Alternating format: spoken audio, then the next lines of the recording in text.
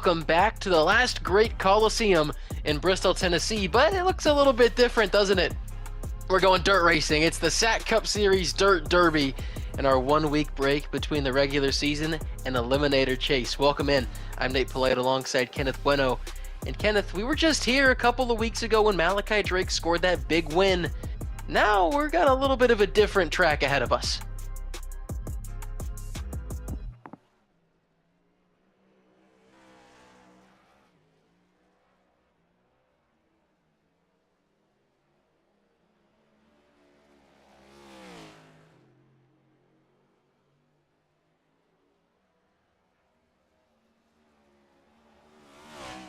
It's always nice for these drivers to get to blow off some steam. This is where we stand on our Season 5 schedule. We're right smack in the middle. Bristol, the Dirt Derby, up next week. Las Vegas Motor Speedway before we get a week off and a 5-race sprint to the finish lasting a month from Watkins Glen all the way down to Homestead, Miami in Florida. And you mentioned it. This is a good chance for these drivers to blow off some steam. We saw it last year in the race at Slinger, and we get it again this year.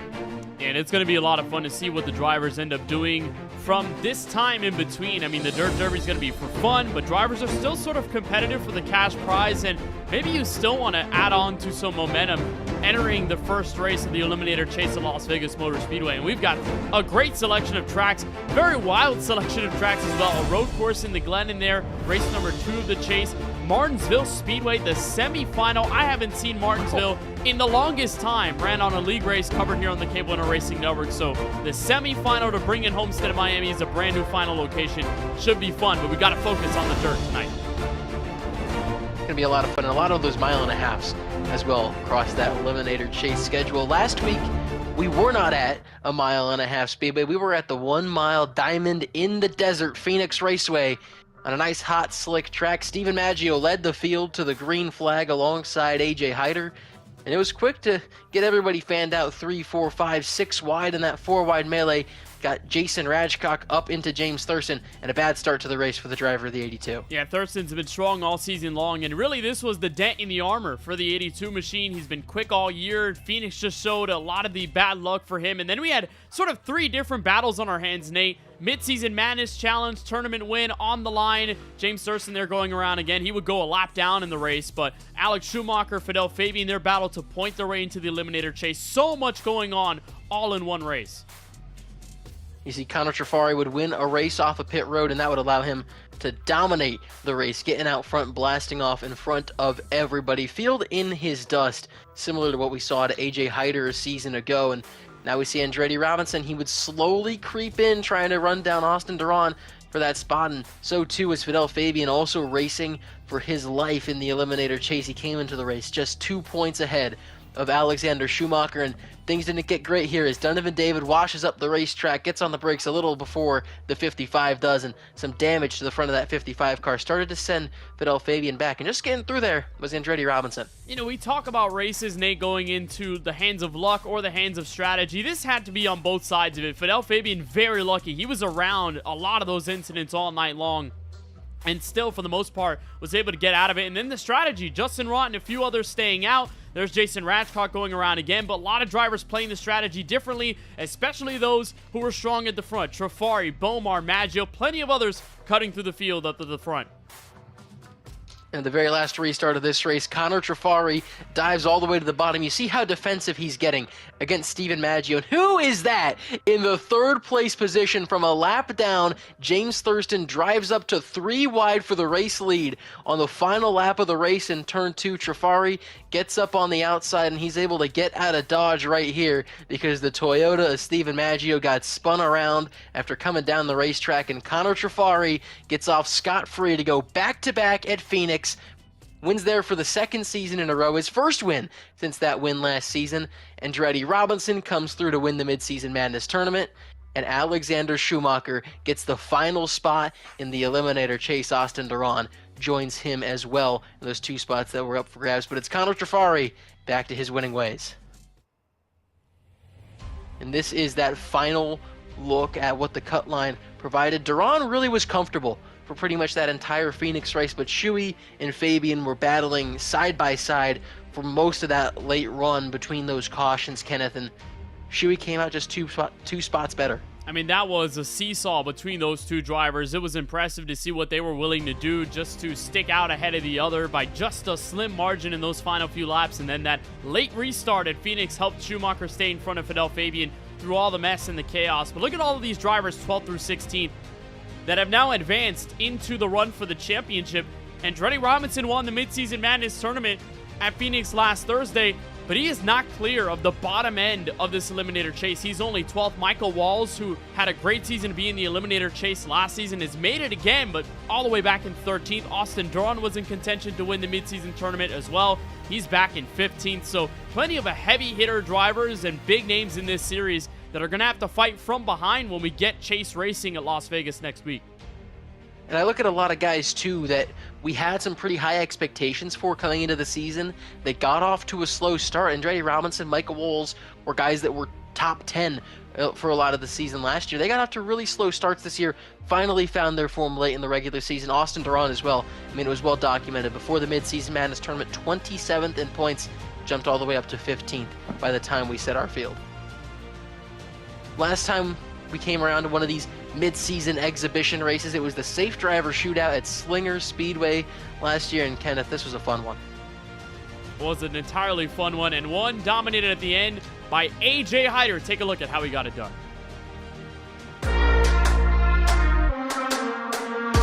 Connor Trafari has been the SAAC Cup Series man over the last several weeks. Can he hold on to that momentum? Green flag out. Duran spins off turn 4. AJ Hyder will have to give up the spot, although he will win the race off pit road. As they get the choose cone ready, Trafari once again will choose the top groove and not a launch from Duran, so it will help Trafari get back single file with the leader. Green flag once again from Slinger, and after a flawless second half, AJ Hyder comes away with the win and snags the safe driver shootout. Didn't make any mistakes, did everything he needed to do, and he brings home another win for the wild card, AJ Hyder.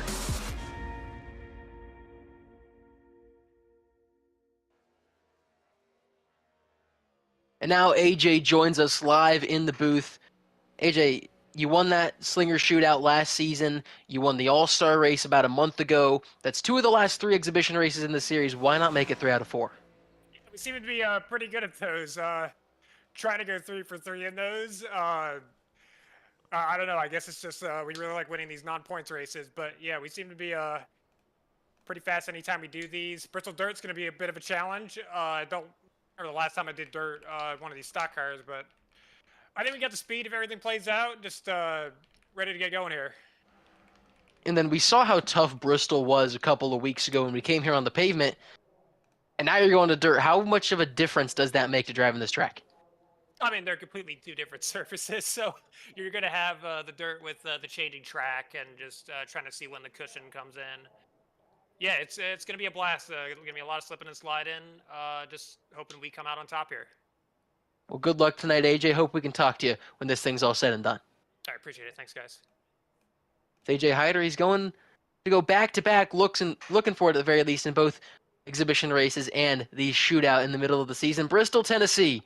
Home of the last great Coliseum, opened in 1961, but they didn't start putting dirt on it until they got some sprint cars here in the 2010s, and then finally got some cup racing going in the 2020s. Yeah, 2021 was the breakout year to bring World of Outlaws here, and then, of course, bring NASCAR, stock cars on a Bristol Motor Speedway with dirt and clay surfacing all over. It was an experiment for NASCAR to go through. It went for a few years before they got rid of it. But this track is slick. It's a lot of fun. High banking. And, you know, we talk about the 20-plus degree banking you have here on the normal surface. On the clay, it is still about 16 to 19 degrees progressive all the way up to the outside wall. So it is still a track that's very fast. And even with the dirt, you can carry that momentum all the way through this half-mile track. And this is not the best lap. You're going to see a lot of drivers do much better than I did trying to put together some laps. You see that darker area on the top, that's the cushion. You want to keep that right rear sometimes on there, adds extra rotation and some grip. You can plant that throttle. Again, these next-gen cars in this dirt configuration, no underbody. They take out all the fins, all the diffusers, everything that's under the race car. They have eliminated that to make way for the dirt that's going to be kicking up underneath the race car. See, again, riding high, you see a lot of drivers running the inside, just trying to plant that throttle. These cars have a lot of power underneath the hood, So you got to make sure you whip it in, take that left, try to arc that car to the bottom of the racetrack, hit the throttle, and you'll be on the way to a full lap here at Bristol Dirt.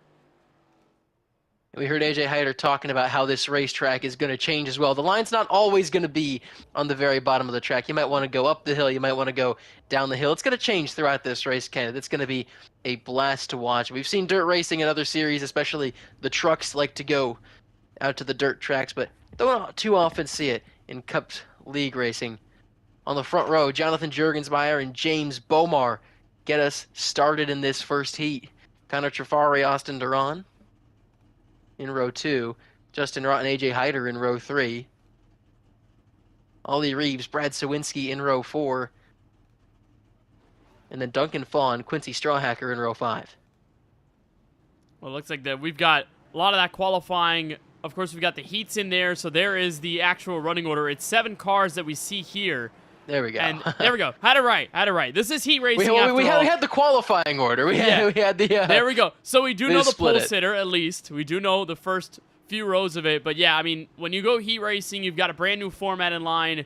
Obviously, the drivers are going in this knowing that they are not going home. So that's the big thing that you got to think about, is that you can kind of be a little more risky if you wanted to. That is at the cost of track position for the feature race. So you will get into that LCQ. You'll try to kind of reorder yourselves there if you do end up not being able to move on through. However, all of these drivers just trying to set up the tires. I mean, this is a dirt surface and a very hot Bristol temp right now. It's going to be fun when they sail in a turn 1 for the first time. And those who are not in this heat have the option just to get to watch them and see what they're doing. It's almost a nice thing about being in the second heat versus the first heat is you get to really sit back and take a look at how the track is going to change. You pretty much get a dry run without even being in the race car. You get to take some notes based off of what your friends and teammates and competitors do. Be real fun to watch. Pace truck pulls down onto pit road. Jonathan Juergensmeyer, Austin Duran, get us going on the dirt in heat 1. We're racing.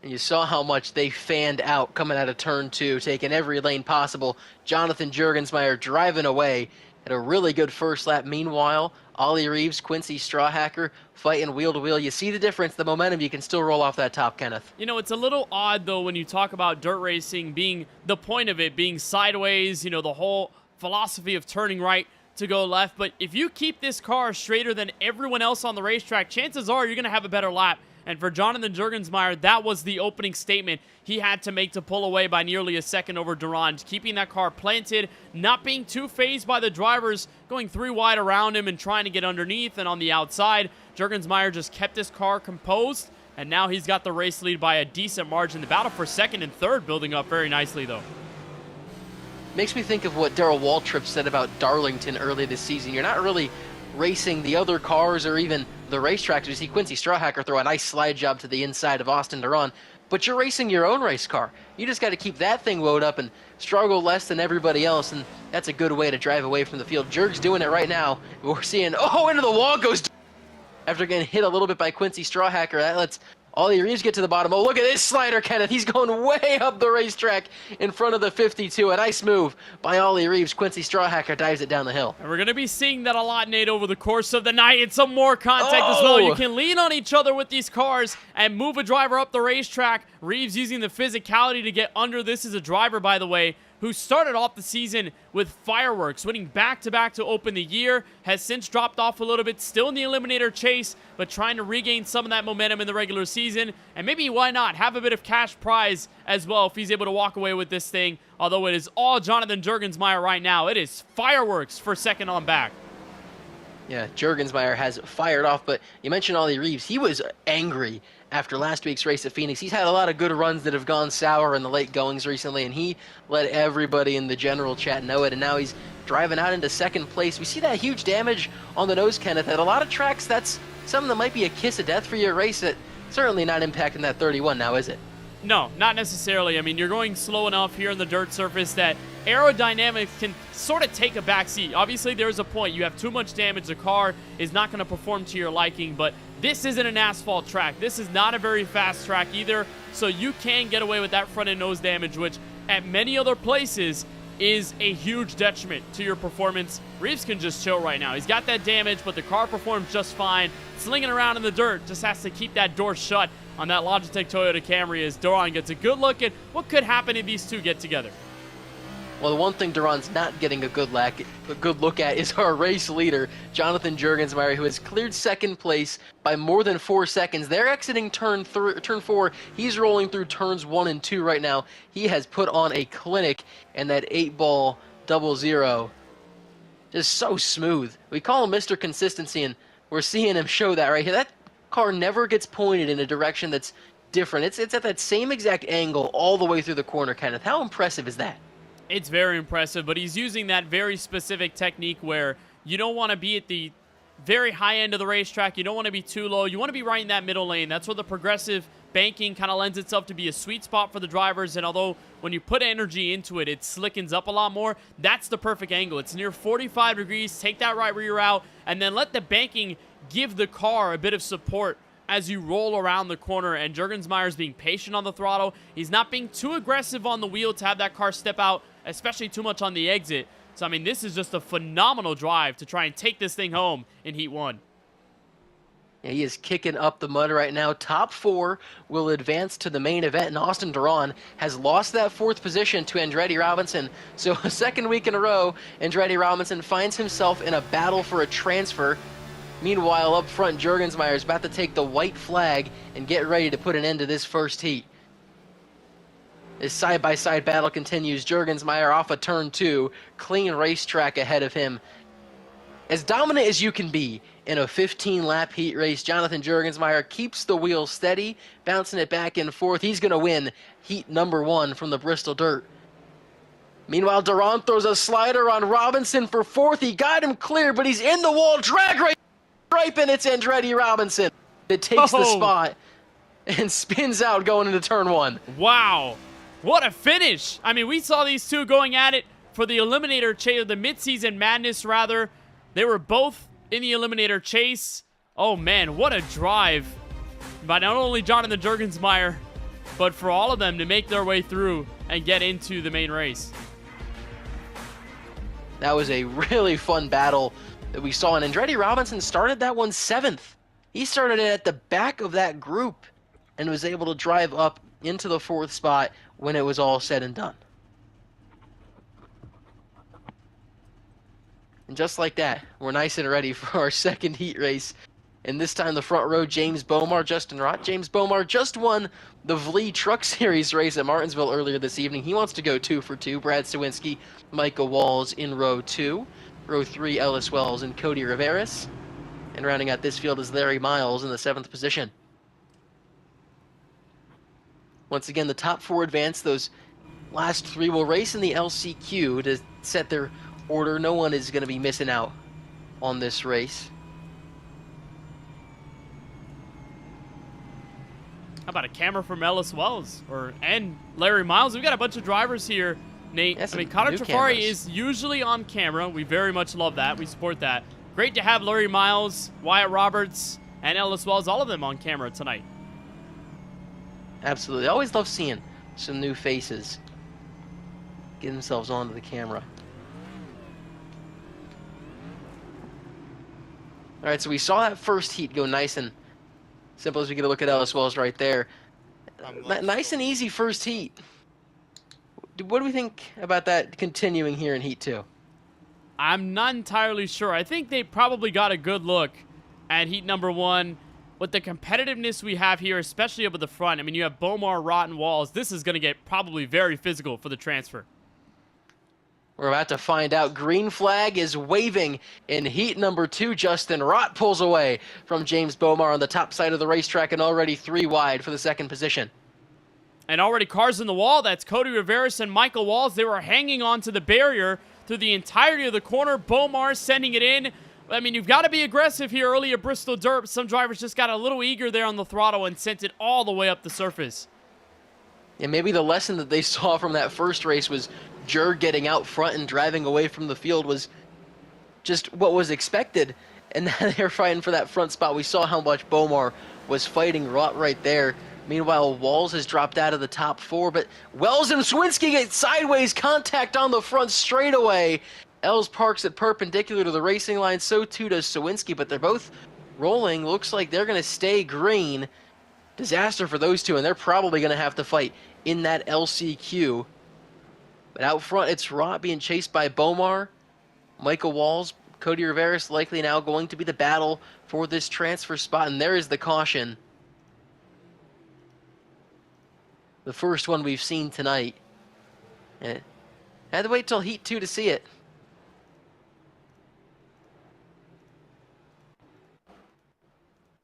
I imagine it has something to do with this crash here. I mean, this is a look at what transpired. I mean, that was battling for the transfer, but I don't necessarily think it was too much aggression. It might have just been a mistake from this Detroit Pistons Ford Mustang, Brad Sawinski. Those same Pistons playing tonight in the playoffs.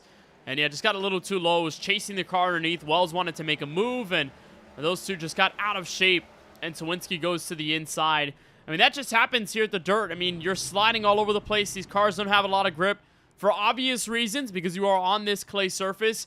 And you make a mistake like that, you chase it down. And if there's a driver on the bottom, even if you hop on the brakes, that car's still going to slide. Imagine it's kind of like a train slowing down. It takes a long time for the car to finally get to 0 miles an hour in a dead halt.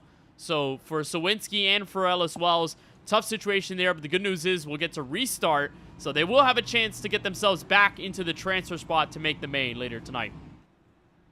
Almost works out in their favor to see that caution flag fly, not have them lose all that much ground. I'd like to correct myself as well. We got a few heats tonight, so we're going to have 3 eliminations made in that LCQ. It's not going to be everybody racing for it. 3 will be going home in that LCQ, and the bottom 3 in each heat are going down to the LCQ. Oh, that's going to be a soup of drivers, Nate. I mean, you're looking at tons of these guys. I mean, I'm looking at, if this were to be the case in Heat 2, Larry Miles, Brad Sawinski, Ellis Wells, and also you look at the bottom drivers from Heat number 1, those are all guys that on a weekly basis go against each other. They race each other often in the mid-pack. We talk so much about how 10th through 15th, and even a bit further beyond that, is the Hornet's Nest. This series is super competitive, and although we have a lot of top-heavy drivers, those guys who run in the middle, they cut their teeth every single week, and more often than not, it's against each other. So I think maybe that familiarity will bring in some more beef, maybe bring in a little more comfortability racing each other, and that might lead to some crazier moves down the line in that LCQ. And when you have drivers going home like we've been reported and like we've been told, and that's even going to make it much more tantalizingly close if you're that transfer driver and you've got hounds of drivers right behind you trying to take that away. It's going to be really tough, the battles in there. We're seeing double file restarts, not the common one for this series. Of course, typically in those single file restarts outside of the super speedways, but we get them double file. Pace truck pulls back onto pit road. Rott and Bomar leading the field to the green. Rott finds the gas pedal first, and then he must have missed a shift or something because he is dropping the anchor on the front straightaway. He's going to fall all the way out of the top 4. And he's going to be alongside Michael Walls, though, so he can try to regain it. That is for the transfer, so Rott makes his way through. Walls is going to stay behind. But what a torrid restart for Justin Rott. Now Larry Miles is going to spill. I think he might have gathered it back up. He was perpendicular on the bottom of the racetrack in that big pile of dirt down there by the inside wall. Big winner here, Cody Rivera's up to second, and James Bomar checking out in Jonathan Juergensmeyer territory in front of this field. This right here, Sawinski and Walls battling for that last transfer spot. Ellis Wells, Larry Miles behind them. This is the onboard of the 57. Again, we talk about keeping this car clean, staying it straight as much as you can on the speedway, and just not making a lot of mistakes. It's sort of like the road courses, Nate. If you stay out of mistakes and you stay pretty much scot-free, you can get away with gaining positions. I mean, Cody Rivera started pretty deep in this field, and he's already up to the runner-up spot just because of all the chaos we've seen, and Rivera has kept a relatively clean race car. So that's all you kind of need, especially in these very short heat races where drivers are going to try their best to get around the other. Now we're going to have a great battle for the transfer between Walls and Sawinski at the end.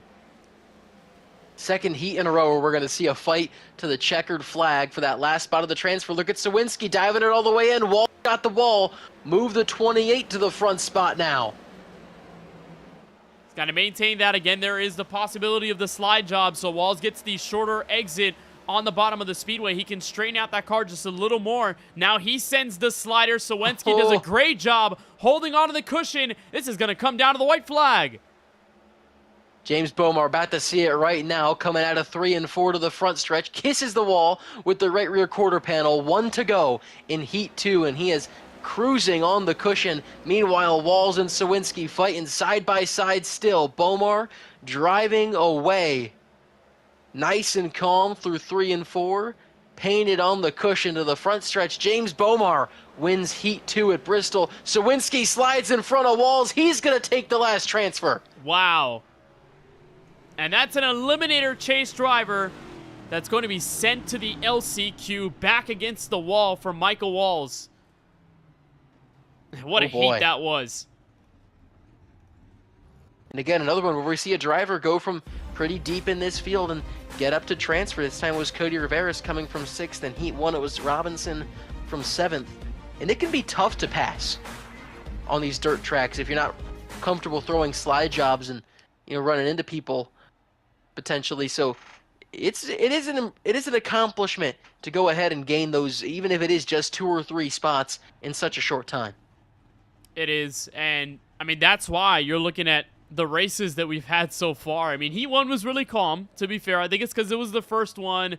That selection of drivers in that pool aren't necessarily the most aggressive, but we've continued to ramp things up through the heats, and I would imagine this might be the best heat we see, not for the transfer, but in the battle for the win. AJ Hyder, Connor Trafari, arguably the 2 most dominant drivers at Phoenix last week, and through a bulk of the season, now get to go mano-a-mano before they take on the feature if they can advance.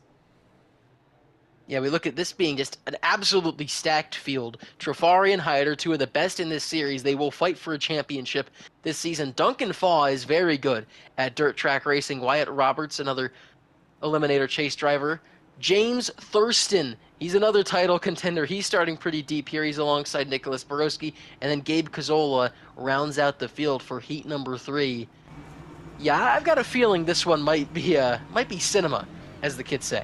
Yeah, this one's going to be good. And keep in mind, James Thurston, who's also been strong all year long, is not too far behind, so he can squeeze into the transfer. But we've seen Thurston jump from behind many times. I mean, Phoenix last week, a proper example. He said that probably was the worst ever race that he's had and still was able to move on through and have a chance at the win. So this is going to be a chaotic heat. We'll see how it goes, though, over 15 laps.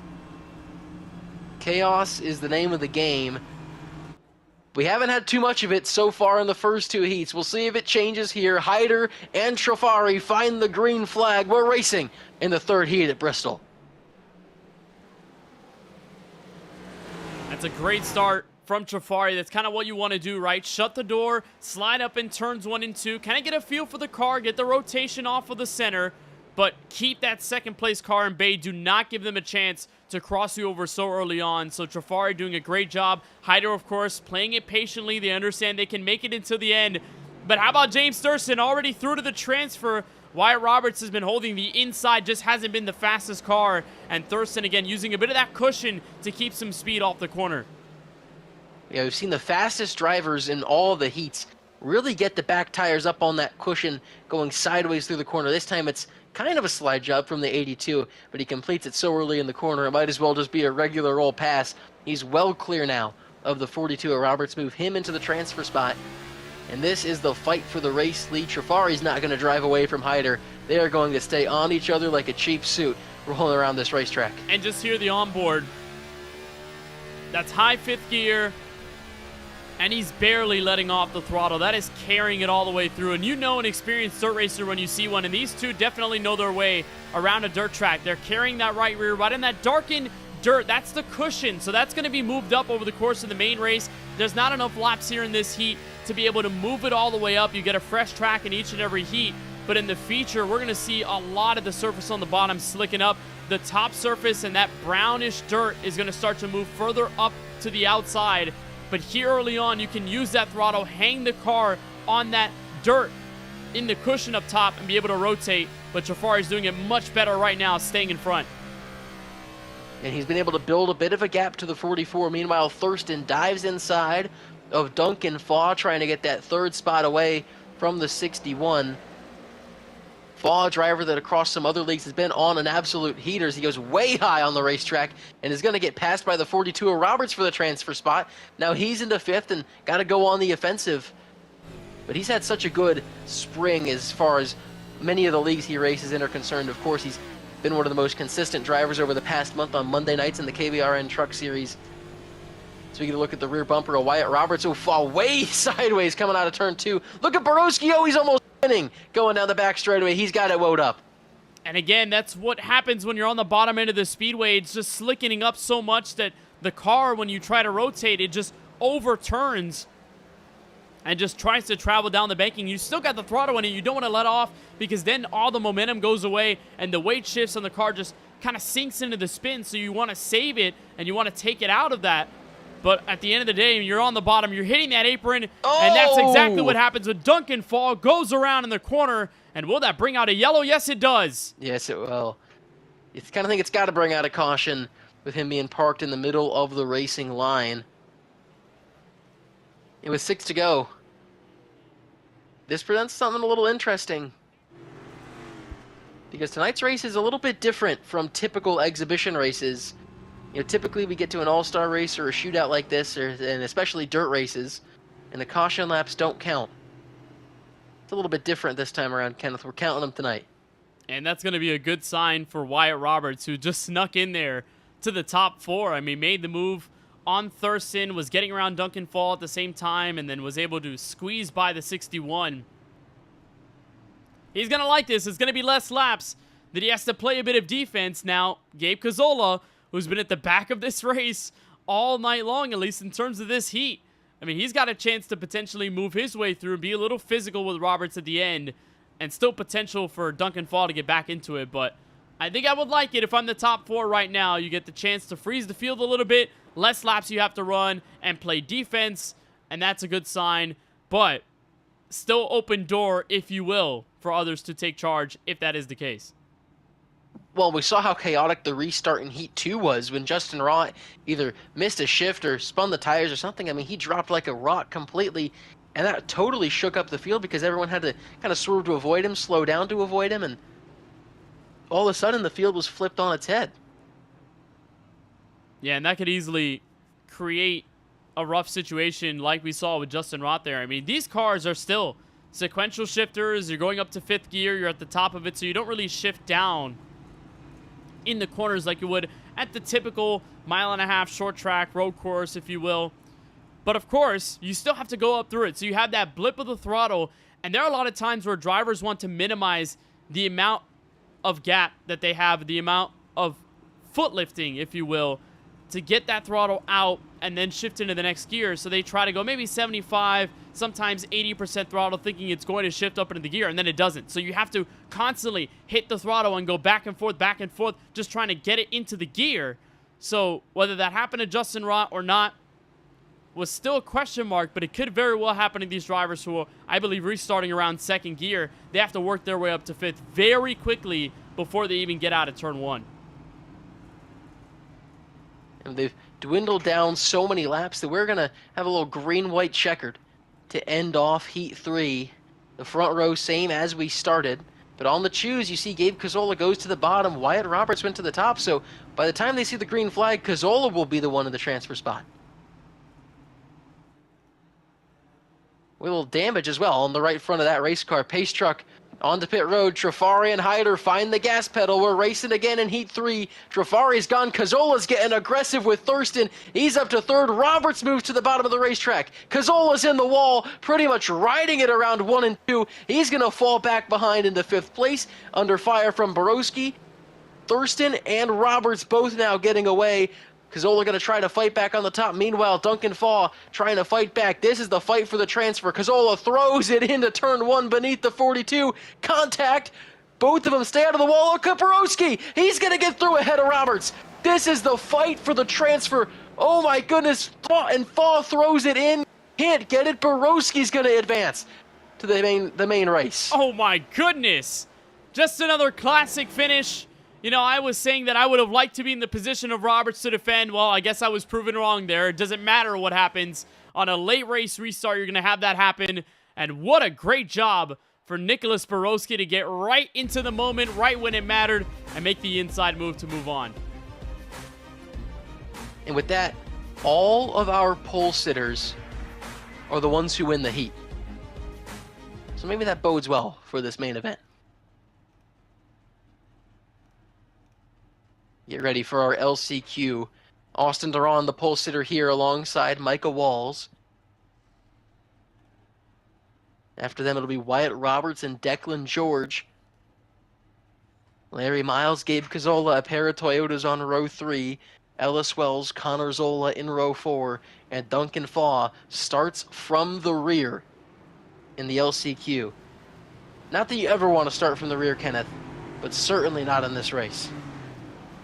Yeah, it's going to be tough, but the good news is you get more time. So instead of 15, you make it 25, and those 10 laps, although they go really quickly here at Bristol on the normal concrete surface and the dirt, it still is more time. So if you can be able to use that in your back pocket and still be able to weave your way through, especially if you're a Larry Miles, a Gabe Cazzola, some of those other drivers that have been strong, showed their pace in some of the heat races, I mean, that extra time gives them a whale of an advantage, but I'd like to think if I'm Austin Doran and Michael Walls, two strong drivers who just barely missed out on getting through in the heat races, and the same for Wyatt Roberts, pull away. That's the MO here for this LCQ.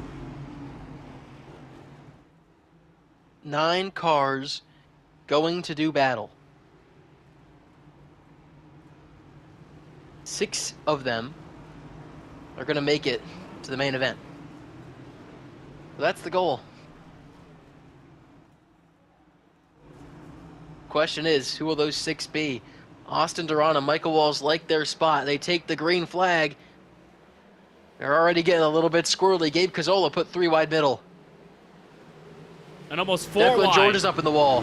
Declan George got into the wall there. He's going to give up all those positions, and that's such a hard situation to be in as Michael Walls challenges for the lead on Duran from the outside. You get into that wall, you're carrying so much speed, it's really hard to get that car off of the barrier, so it takes you the entire corner just to get that car off of the wall, and Michael Walls is going to go for a spill at the bottom, 3 wide for the lead. We somehow kept it gathered up, and through all of that, Larry goes to the front of this pack. He is going to go ahead and drive away from everybody. We've seen that top lane. If you can get the car pointed in the right direction, Kenneth, that's been the way to go. But we see sometimes you get up there and it's a little too easy. You get over-rotated up on the cushion. Yeah, the drivers are chasing after it right now, and the sun is going down here at Bristol, so that will play a little bit of a role in the amount of heat that is on this surface, and it's hurt some drivers like Austin Duran. I mean, you go out 3 wide for the lead. You're going to have to try and recoup yourself, get back settled, and your first instinct as a driver is to be more aggressive back. You lose a spot, you try to throw it in there, going for the spot, but at the end of the day, if it doesn't work, then you're really just stuck. And now under fire from Wyatt Roberts, so Austin Duran on a really tough journey to start this LCQ. See Gabe Cazzola get into the wall and turn 1 again. We've seen that a couple times. It happened in his heat race that we just watched, and it happens there as well. And you know, you think maybe sometimes there's a little concern about wall riding, but in the times we've seen that, it's certainly been a much slower trip around the corner.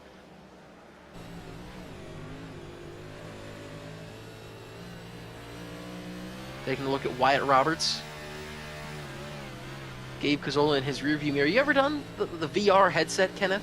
I've done it a few times. iRacing? It's really interesting because you get just a full view of everything. I mean, it looks like you're really sitting in the car, and it's a really cool view. I haven't gotten it to work with my glasses without it hurting my head after a long period of time, but it is really fun. I promise, if you want to have iRacing and you want to try a VR headset, if you've got it from a friend or something, just try it. It is incredible, and you get tons of different perspectives from just that VR setup alone, and I think it's helping Wyatt right now. He's got a quick race car under Michael Walls for second.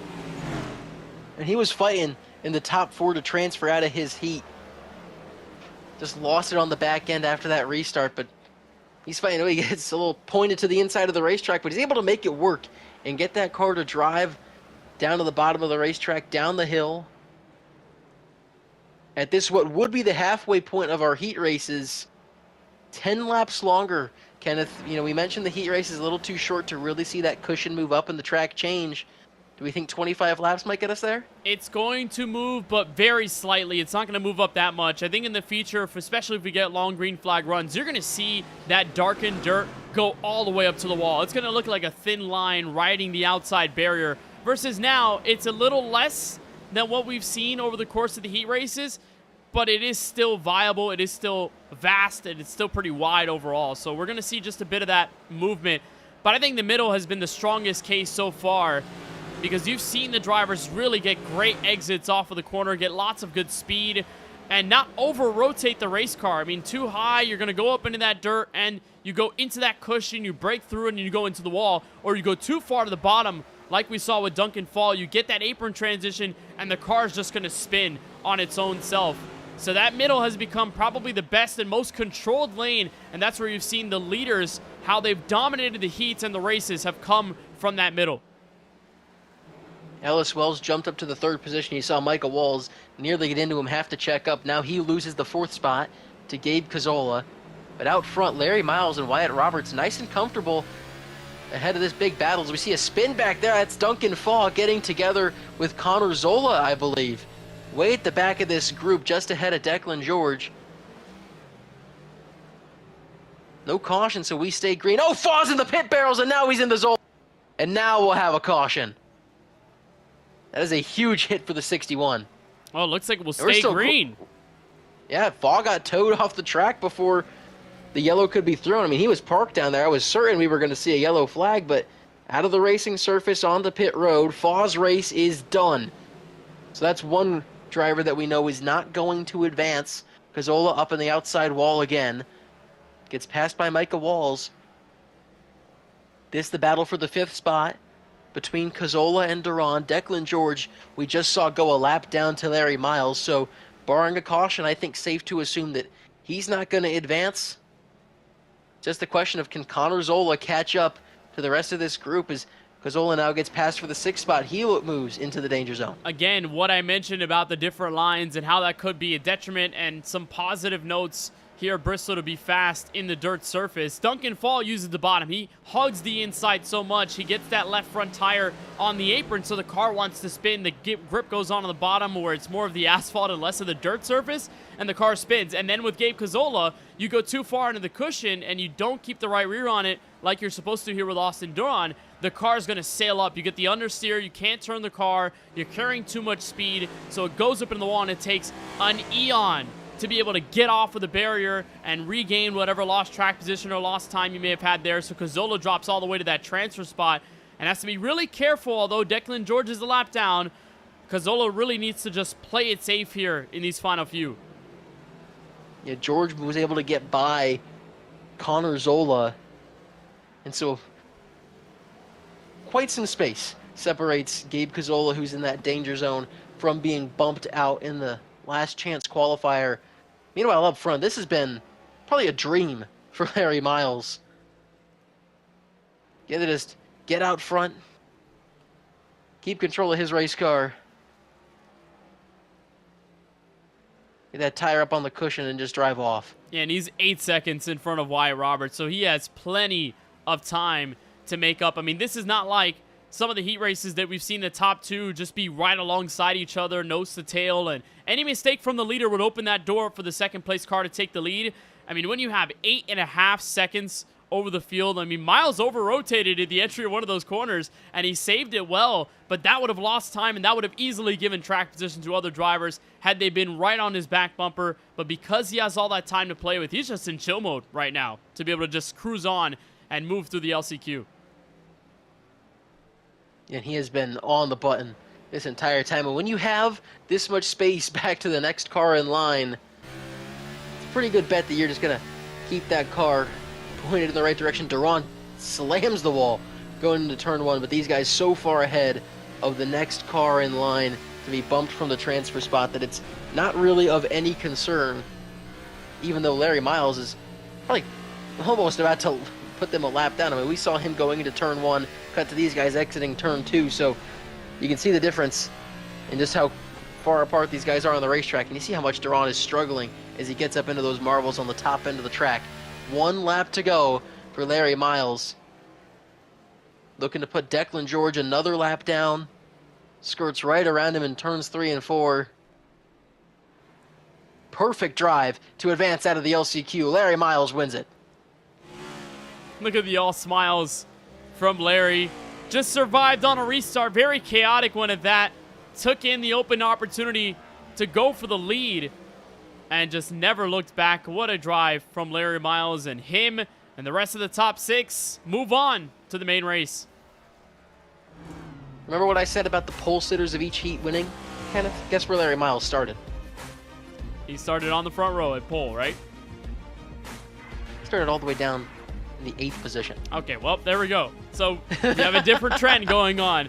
Drivers from the back moving over to the front, but great drives from all of them. And I mean, it's been fun to watch the way things transition here at Bristol from this dirt surface, and the way the day has also picked up. And I really wanted to go in on that Austin Duran onboard look, because you get such a great view at how you have to attack the corners here at Bristol. It's so fast, but you have to throw the right rear into the wall almost as if you're kind of going up the racetrack into that wall.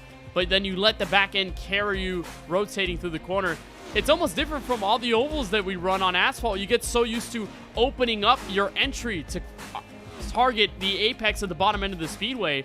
But here it's almost the opposite. You have to sort of attack the nose into that apex to have the car move itself and dance through the apex. I mean, it's been fun to watch.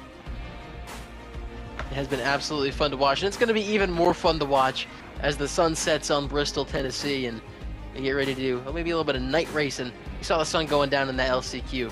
We might get a little bit of darkness coming up in the main event.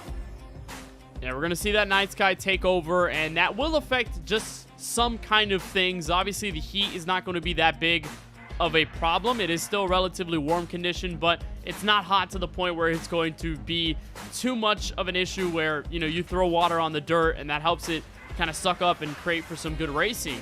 But now that you're going to be under the night sky, you're going to have way more cars out there, lots of energy, and the biggest thing, Nate, that cushion is going to start to move a lot more over 100 laps that we've seen throughout this entire night up until this point.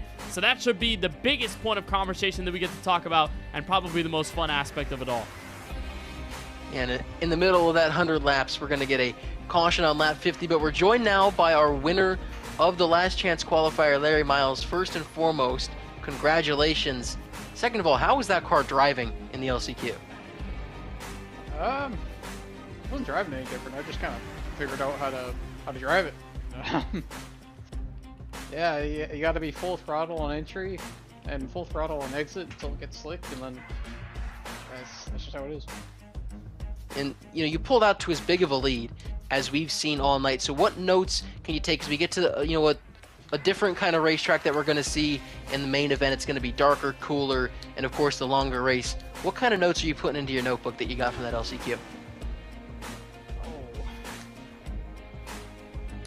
Honestly, I just learned how to drive the car in the LCQ. Track is going to change a lot because this car lays down a lot of rubber on entry.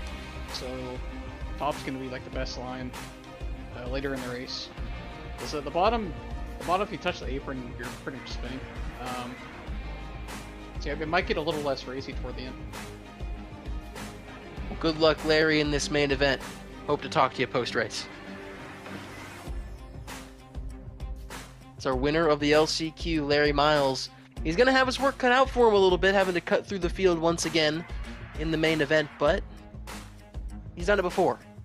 You know, take one positive from running in the heats and then having to get bumped down in the LCQ and race your way back into the main.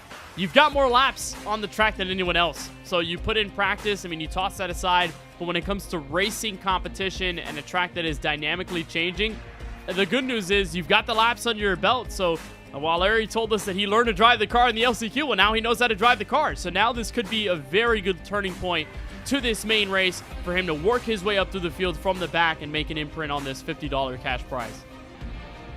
That's what everybody's going to be going for, is that big-time money on the table. We see it a lot in this league.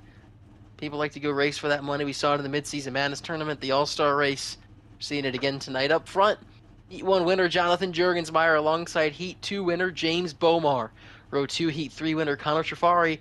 Aldi Reeves starts on the second row. Alongside Cody Riveras is AJ Hyder, two guys that have won this season and are going to look to tack on a little bit more. Quincy Strawhacker had a strong showing in his first heat race, and Justin Rott make up row 4. And then row 5, James Thurston and Andretti Robinson. Brad Sawinski is inside the top 11. Nicholas Borowski, who squeezed by in his heat to go through the transfer, he's on the outside in 12th position. And then you get through all the drivers who advanced through the LCQ. Larry Miles 13th, Wyatt Roberts back in 14th place, Ellis Wells top 15 with Michael Walls deep start in 16th. And our final row, 18 cars wide. Here from Bristol Dirt, Austin Doran 17th, and the 18 of Gabe Cazola rounding out the field. So a bigger field than we've seen at all tonight. We've seen 6, we've seen 9, and now we're seeing 18. What's that going to do for the chaos? Well, that's going to ramp up the desperation, I think, for some of the drivers to make up position. We're going to see more mistakes out of the drivers when they're in the middle of a pack. We may see some bump and runs as well. You can send it hard into the corners and then end up hitting a car in front of you. That'll send them up. So I think the mistakes and sort of the chaos that we saw in the heats and the LCQs, that'll carry over when you have way more cars and more of open space for error when there are that many cars around you.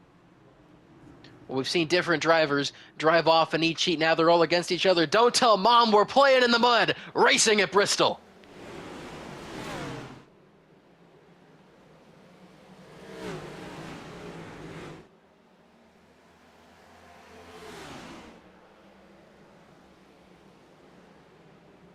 Everybody fanning out. Bomar tags the wall a little bit, gives second to Connor Trafari, give the lead to Jonathan Juergensmeyer on lap 1.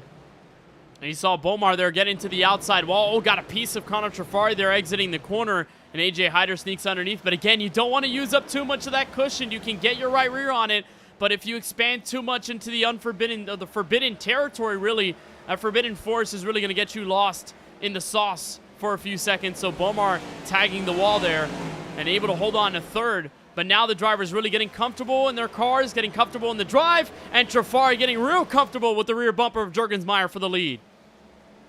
Yeah, this is the first time Juergensmeyer has really had anybody approach his rear bumper all night long. And we see the difference. Trafari is getting up into that cushion.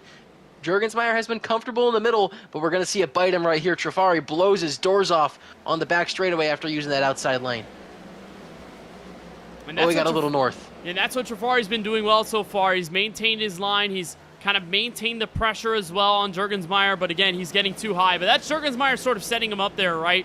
Just kind of leaning him up into the corner. Even though they're not making actual contact, he's just limiting the amount of space for Trafari to operate at the top, because in the middle, he's been able to really gain on the 0-0. So you're seeing a lot of that balance of drivers trying the different lanes, seeing what works, and as that cushion starts to recede and you'll see it move up the racetrack, how drivers are willing to get just to gain a few extra tenths of a second on speed, especially when it comes to the cost of hitting the wall if you get it wrong. Well, Juergensmeyer was pretty quick when we came here on the pavement, and with the line that he's taking up front, it almost looks like he's running this race like it's on the pavement. He's the only one that's not getting up in that dark stuff at the top of the racetrack, and we're seeing a sort of train stack up behind him as Trafari goes way high and in the wall again. Juergensmeyer still playing some pretty good defense. Bomar's going to take another shot at him. It's because he knows the real estate of where he's at. If he can keep that right rear near enough to that cushion, it's not going to allow enough space for a driver to make a move on the outside. The only way that a driver can make the move on the top is if they're already there on the straightaway, Nate, or if Juergensmeyer goes a little too low on the speedway, which right there, he got low, but he got a great exit. He straightened out the car, got the throttle planted in, and the straighter you can have the wheel, the better. You'll carry much more speed on that straightaway itself, although it's very short. And that's just, you know, we talk about defensive driving on the asphalt with aero and aerodynamics. Not the case here on the dirt. You got to own the real estate, and Juergensmeyer is doing that right now. And he's done a great job of it. He didn't have to worry again too much in his heat race. He was just driving away from the rest of the field. But here he is getting hounded by 3 of the best in the series, Bomar, Hyder, and Trafari. And not too far behind is his teammate Justin Raw in 5th. These guys are putting on a great battle, but it's all behind that 8-ball 0-0. And again, a battle between Hyder and Trafari. I mean, we talk about 2 Titans in this series. Trafari, the defending champion, both of them making it to the SAAC 6, the final race in the hunt for the title last season. And to think, although they've been probably some of the most consistent drivers we've seen all season, Nate, they only have 1 win apiece. Trafari only getting it last week. Hyder only have Kentucky. And you think of the All-Star races in addition, but for points-paying affairs, it's really only that Kentucky race that's in the favor of the 44. And those 2 going nose to tail right on each other, and drivers like James Bomar, who took over the points lead a few weeks ago, now starting to step into his own and now putting the charge on Juergensmeyer for the lead. And Bomar in general has been on a heater. I mentioned pre-show that he earlier tonight won the Vlie race at Martinsville, so he's looking to go 2 for 2 as we got our first caution of the night here on lap 13. We were getting our leaders, working through a little bit of lap traffic. We see the 28 low on the racetrack. And thinking this might as well be him. Looking at how low on the track and how slow he was going. We take a look at what happened right here. He comes up into the 24, makes a little contact, and gets on the brakes before he spins out completely.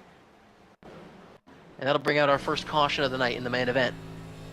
Yeah, here's the onboard look, and again, when you make a mistake so high on the racetrack and the car over-rotates, the first instinct is going to travel down the banking. You slow down, and what do we talk about? The brakes are not really that efficient on the dirt. It takes a really long time to get these cars to a full stop.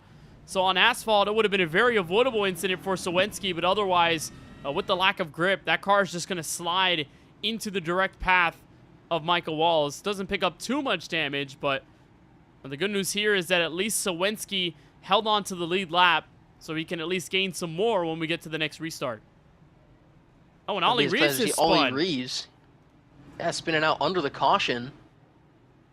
He's got some significant damage there to the right rear of his race car. Might he have had some help, or was he warming up the tires? There he's warming up the tires and spins out, and then what happens? Ellis Wells and Larry Miles both get into him. Well, you really can't trust this dirt, can you, Nate?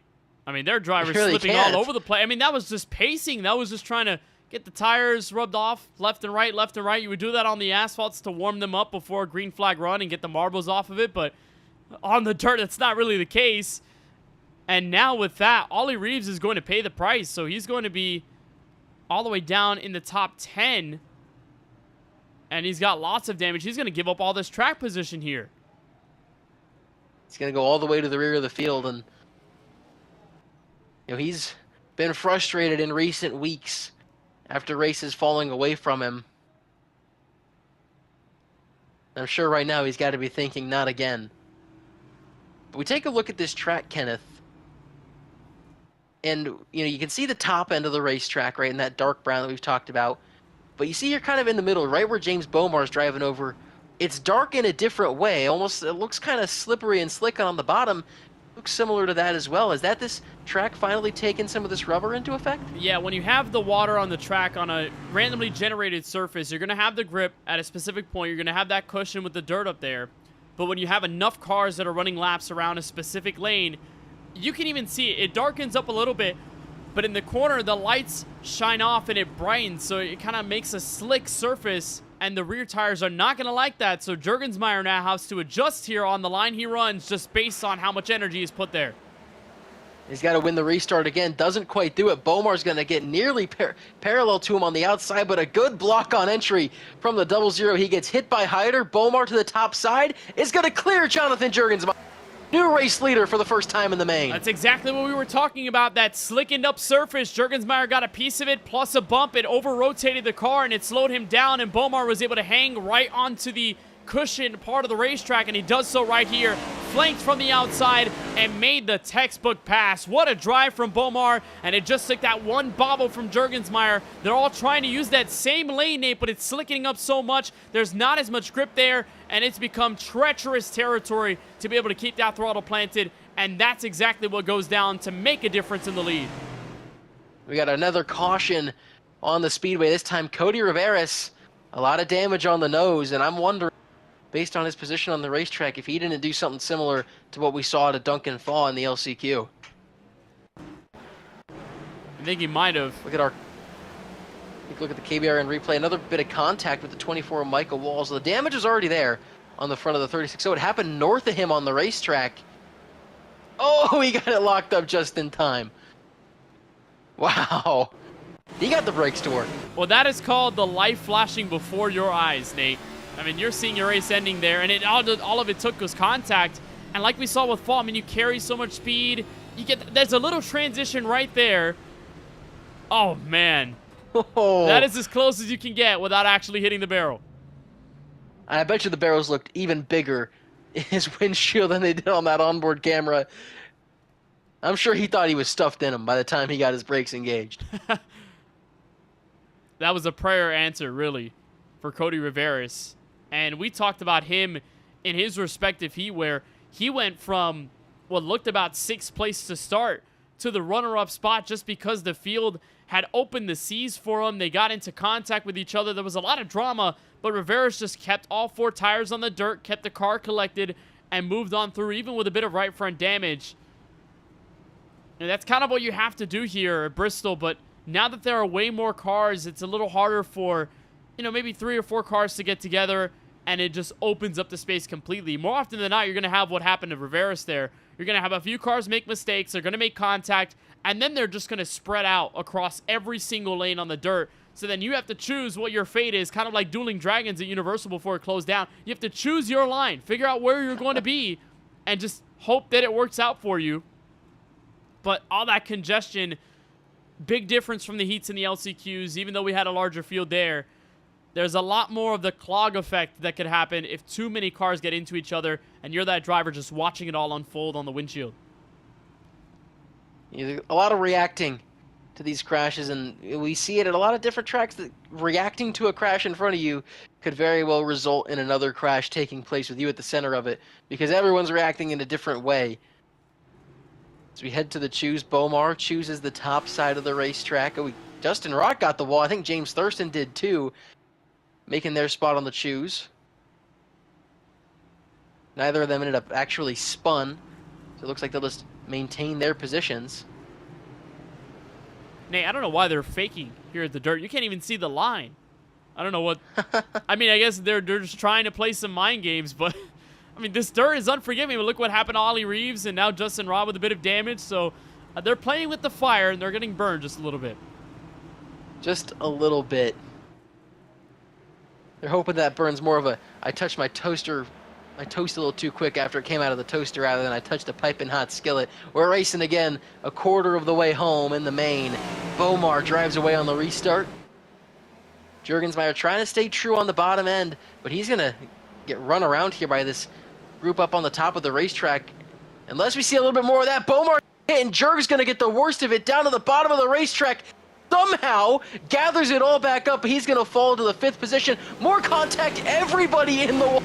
Oh my goodness, Kenneth. They're all under a blanket throwing haymakers at one another and even themselves. And that just invited Wells and Thurston into the party. The pink and black Chevrolet and Toyota, they've invited themselves, and now another caution, so it breaks up the action that we saw in the middle. Gabe Cazzola's the driver around and facing the outside wall. But what I was just about to say, Nate, is the real estate is starting to narrow. The inside's getting slick. The cushion is where you want to be. And with progressive banking here at Bristol, you have to carry that momentum all the way across. And that outside at this point is going to be the way to do it. And all the drivers attacking that. As here's a look. Oh, just Straw Hacker getting into the quarter panel of Cazzola. They didn't separate the entry. And it got the 18 around. I tell you what, these two always seem to find one another. They found each other last week at Phoenix, and they find each other again. That is the corner beforehand. They were already together, and this time Straw Hacker drives it in, hits Cazzola in the quarter panel, and yeah, they just got hooked up and couldn't come detached. And it has not been the exhibition tenure this season for Gabe Cazzola. I mean, you went around a few times at the Nashville Superspeedway All-Star race we had a while back, and now tonight at Bristol Dirt, just getting the brunt of it. Even though he moved on in the main, he didn't get eliminated from contention. He was still in the running for a good position to start.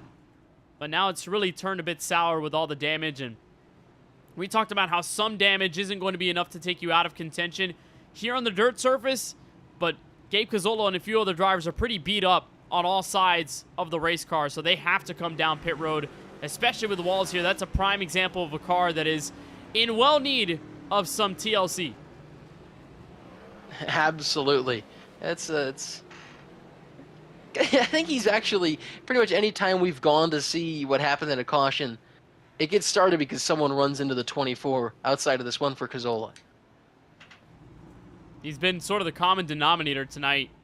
And, I mean, again, a lot of that has come from the mid-pack battles, and we were just seeing it there for the lead. We may see it again once they come around and do the choose and get back underway, but that mid-pack, like it's been all season, is the hardest place to pass, and therefore your idea is, well, I'm going to be more aggressive as a driver as a result. And here's the Derby, where points are not a factor, you're just running for a cash prize. Just send it in, do whatever you can, do the max amount of power, even if it comes at the cost of a damaged race car. But that's what the drivers are doing, and Michael Wells, in fact, has been in part of that because he's been in the middle of the pack for so long. Bomar and Hyder make up the front row this time.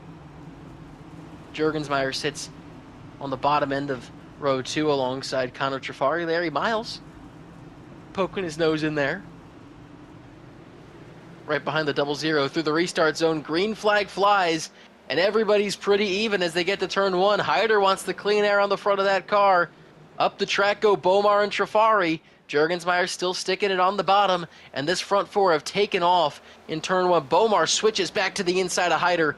They go side by side again. Great defensive drive from A.J. Hyder to stay in front of James Bomar for the top spot here in the Dirt Derby. And you saw what he did there. He carried the very bottom. He didn't get the apron transition. He was there right enough to not get the slicking part of the dirt, and then carried the cushion on the outside of the racetrack to hold off Bomar. Just a great drive.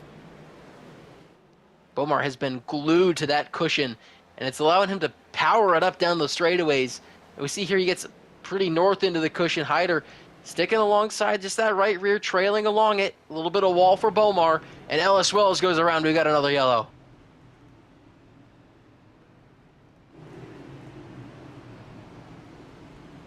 Look at him catching his own breath. I mean, he was smiling that entire way around, and there was a lot of drivers there in the mid-pack, Nate, that were going at it. Cody Rivera, Solly Reeves, Justin Rott, who lost a ton of track position early on and was just trying to regain some of that for a bit.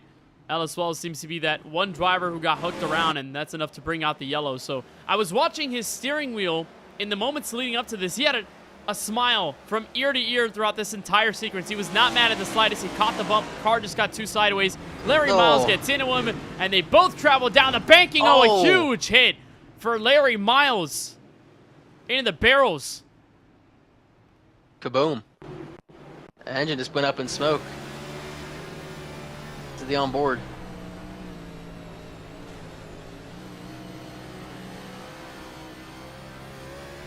Everything good here, and this is where it kind of comes undone.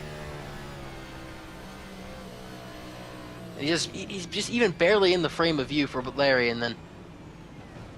Oh. Oof. There you see that smoke coming up from the engine. Ball game.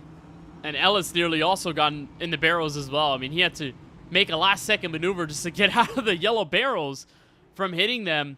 But again, that goes back to the lack of avoidance skills you can have here at Bristol Dirt, even as good as you are at avoiding crashes on the asphalt. The dirt's not forgiving. The brakes barely work. The car is going to slide. It's too heavy to be able to slow down in a very quick manner of time. And especially there when a car just envelops the whole line while they're saving themselves, it's going to take you along for the ride. And frankly, Larry really had no choice but to hop on the brakes. He did the right thing, but the car just ended up in the wrong place at the wrong time and caught the transition where the car over-rotated the other way. And then that's just poor transition right there. And wrong place, wrong time. He hit the barrels, and Larry Miles most likely out of the Bristol Dirt Derby after spending so much of the time tonight working his way to qualify for this race. And now it's over before halfway. Yeah, that dominant performance in the last chance qualifier. 11 seconds that he won by. Everybody gathering up 2 by 2. Trafari's going to get a chance on the front row. Bomar took the top behind Hyder. Jurgensmeyer sits second row bottom again. Quincy Strawhacker up to the inside of row 3 alongside James Bomar.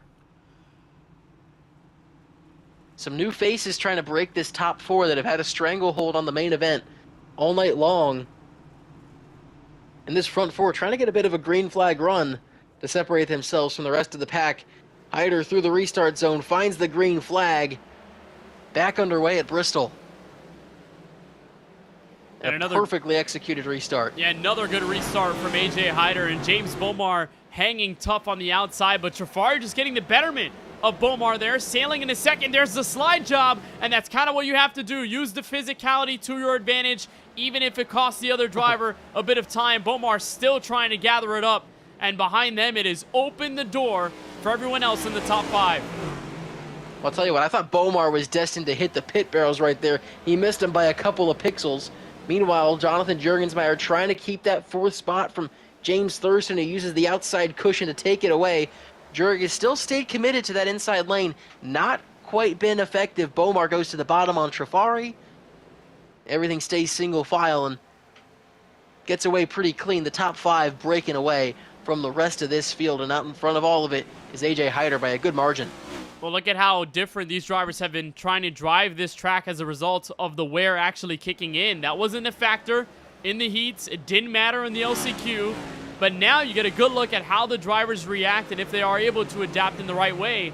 And Hyder has answered the call every single time. Jurgensmeyer was the fastest when this track was fresh and when this track didn't have that silicon surface in the middle. But now that it has, he has dropped back in performance. And you've seen that reflection through the field, that every single driver tackling these race cars and all having different approaches to get there. Further back in this field, we see kind of the split. This almost the peloton of the group is Gabe Cazzola gets really sideways, has to catch the car before coming down the hill, and that's going to bring out another caution. And this is going to get really interesting, Nate, because there is a scheduled yellow at lap 50. So I don't know if that will change or if we're just going to get a 2 or 3 lap dash into the next yellow. But because of that, the drivers get a little bit more time to just hang behind the iRacing official pace car. And here's a look at Square Enix Toyota Camry. And again, that's the slick surface. You see it darkened up in the middle. And that's a nudge from Ellis Wells, but that's not going to be enough to send him around. It was just right here. Car over-rotated, just threw it in too much. And the rear tires catch that slippery part of the racing track. So that ultimately gets him sideways. He did a great job saving it, keeping it off the inside wall, but that's more than enough to bring out the yellow. I'll tell you what, our good friend Barney the Flagman has had a pretty quick trigger finger in this main event. We saw plenty of instances like that in the heat races and LCQs that he was like, oh, I'll keep the flag in my pocket. He's not swallowing the whistle right now. I mean, he's been pulling the trigger every single time he sees a car go sideways. And here's a bit of strategy before the halfway mark in that scheduled yellow at lap 50. Again, we saw a bit of that in the SAAC Safe Driver Shootout last season at Slinger Speedway. It didn't matter for track position, but it was a scheduled yellow for drivers to get tires and maybe a splash of fuel. And fuel, although it doesn't matter to make it to the end of the race, it matters for weight reasons. If you can fill up the car, it's going to be much heavier, so that will affect the handling of the car naturally. And if you run it all the way dry, it's going to get lighter, so that also will change things. I think Bomar just wants to tighten this race car a little bit by adding a bit of that fuel, and then, of course, just getting fresh tires just to make it feel a little more safe when he goes to the next restart. Yeah, and if everyone's going to come in and get fresh tires and, 4 or 5 laps, we see Jurgensmeyer or Trafari come down pit road to do the same, you might as well put them on right now and go ahead and jump everybody when they come in on that lap 50 yellow. I think they just took that inspiration from James Bomar coming in and said, hey, that's a pretty good idea. Why don't we just follow that?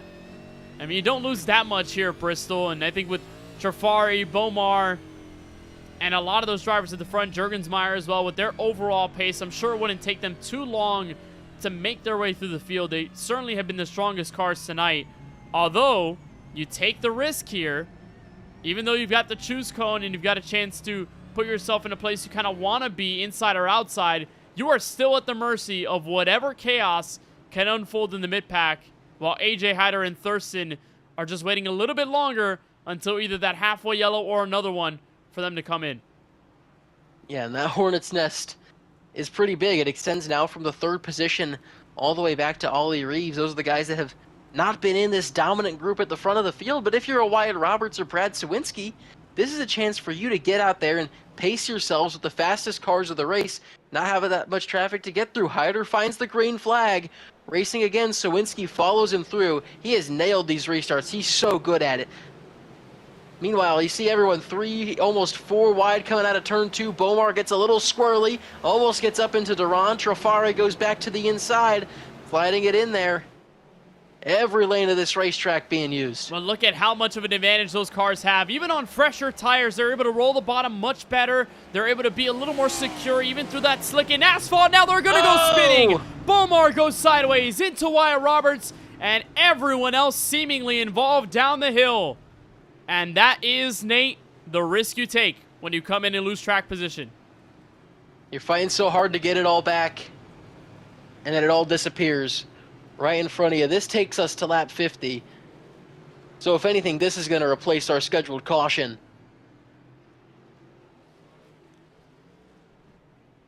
That was just the worst place to make contact with another driver while Trafari was saving it. Bomar was saving it. You know, I thought there was going to be a little more security being on the fresh tires, but nope. Bristol Motor Speedway does not forgive, especially not on this dirt surface. And you watch Trafari just over-rotates. Bomar sends it in. Lost speed from Trafari. Bomar hip checks, and then everyone else is involved. Ooh. Strawhacker, Roberts, Ellis Wells, Justin Rott with nowhere to go. That was a big hit from Wells to the side of the 20 as well. Is the onboard.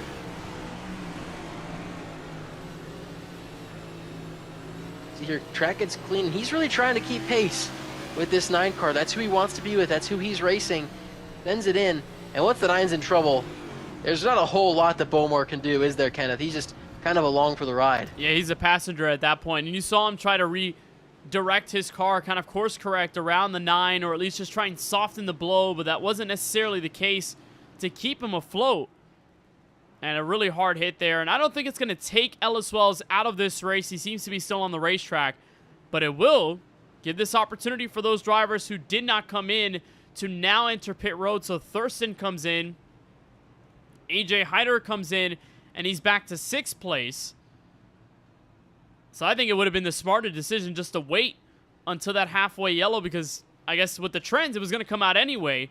But for Hyder, now he only has to work through 5 cars to get back to the lead, as a direct contrast to Trafari and Bomar, who have had to work their way through the mid-pack. Now they've got the graces of being up front, but it took a lot of digging through the mud, literally and figuratively, to get to this point. Well, now this lead group is pretty much what it's been all night once again. And after we had that first pretty long run on the green flag, we haven't seen anything get even close to that. Trafari, Juergensmeyer, Roberts, Rott, the top 4. Then you get back to Hyder and Bomar.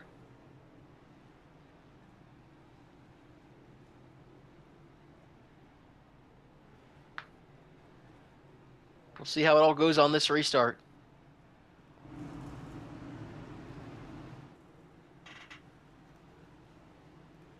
.48 to go.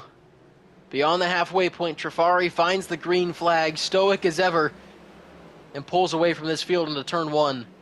That's called right focus. On top of that slick stuff. Juergensmeyer on the bottom, and now you can't really use the middle unless you just have nowhere else to go. Hyder's still working his way through. But now that you've got the clean air, not too much pressure, Trafari can just focus on getting the right rear on that cushion that has now moved up to the outside wall and carry all of that speed through.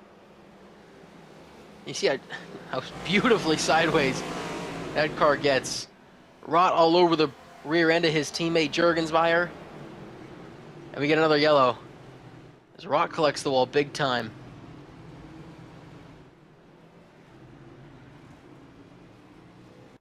See where this one came from.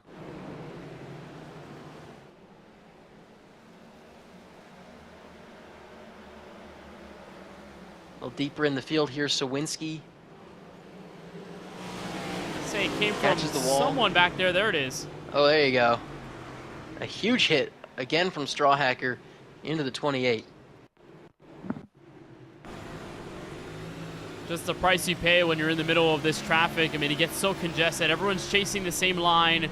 Everyone's got their different braking markers, quote-unquote braking, because you're not really using the brake. You're just lifting off the throttle a little bit. But there, that lost speed from Sawinski. Cazzola's able to get right alongside, and then you hit that bump, hit the wall, car gets unsettled, and then you're just bouncing off of the other machines as they're running through, and there's nowhere for them to go.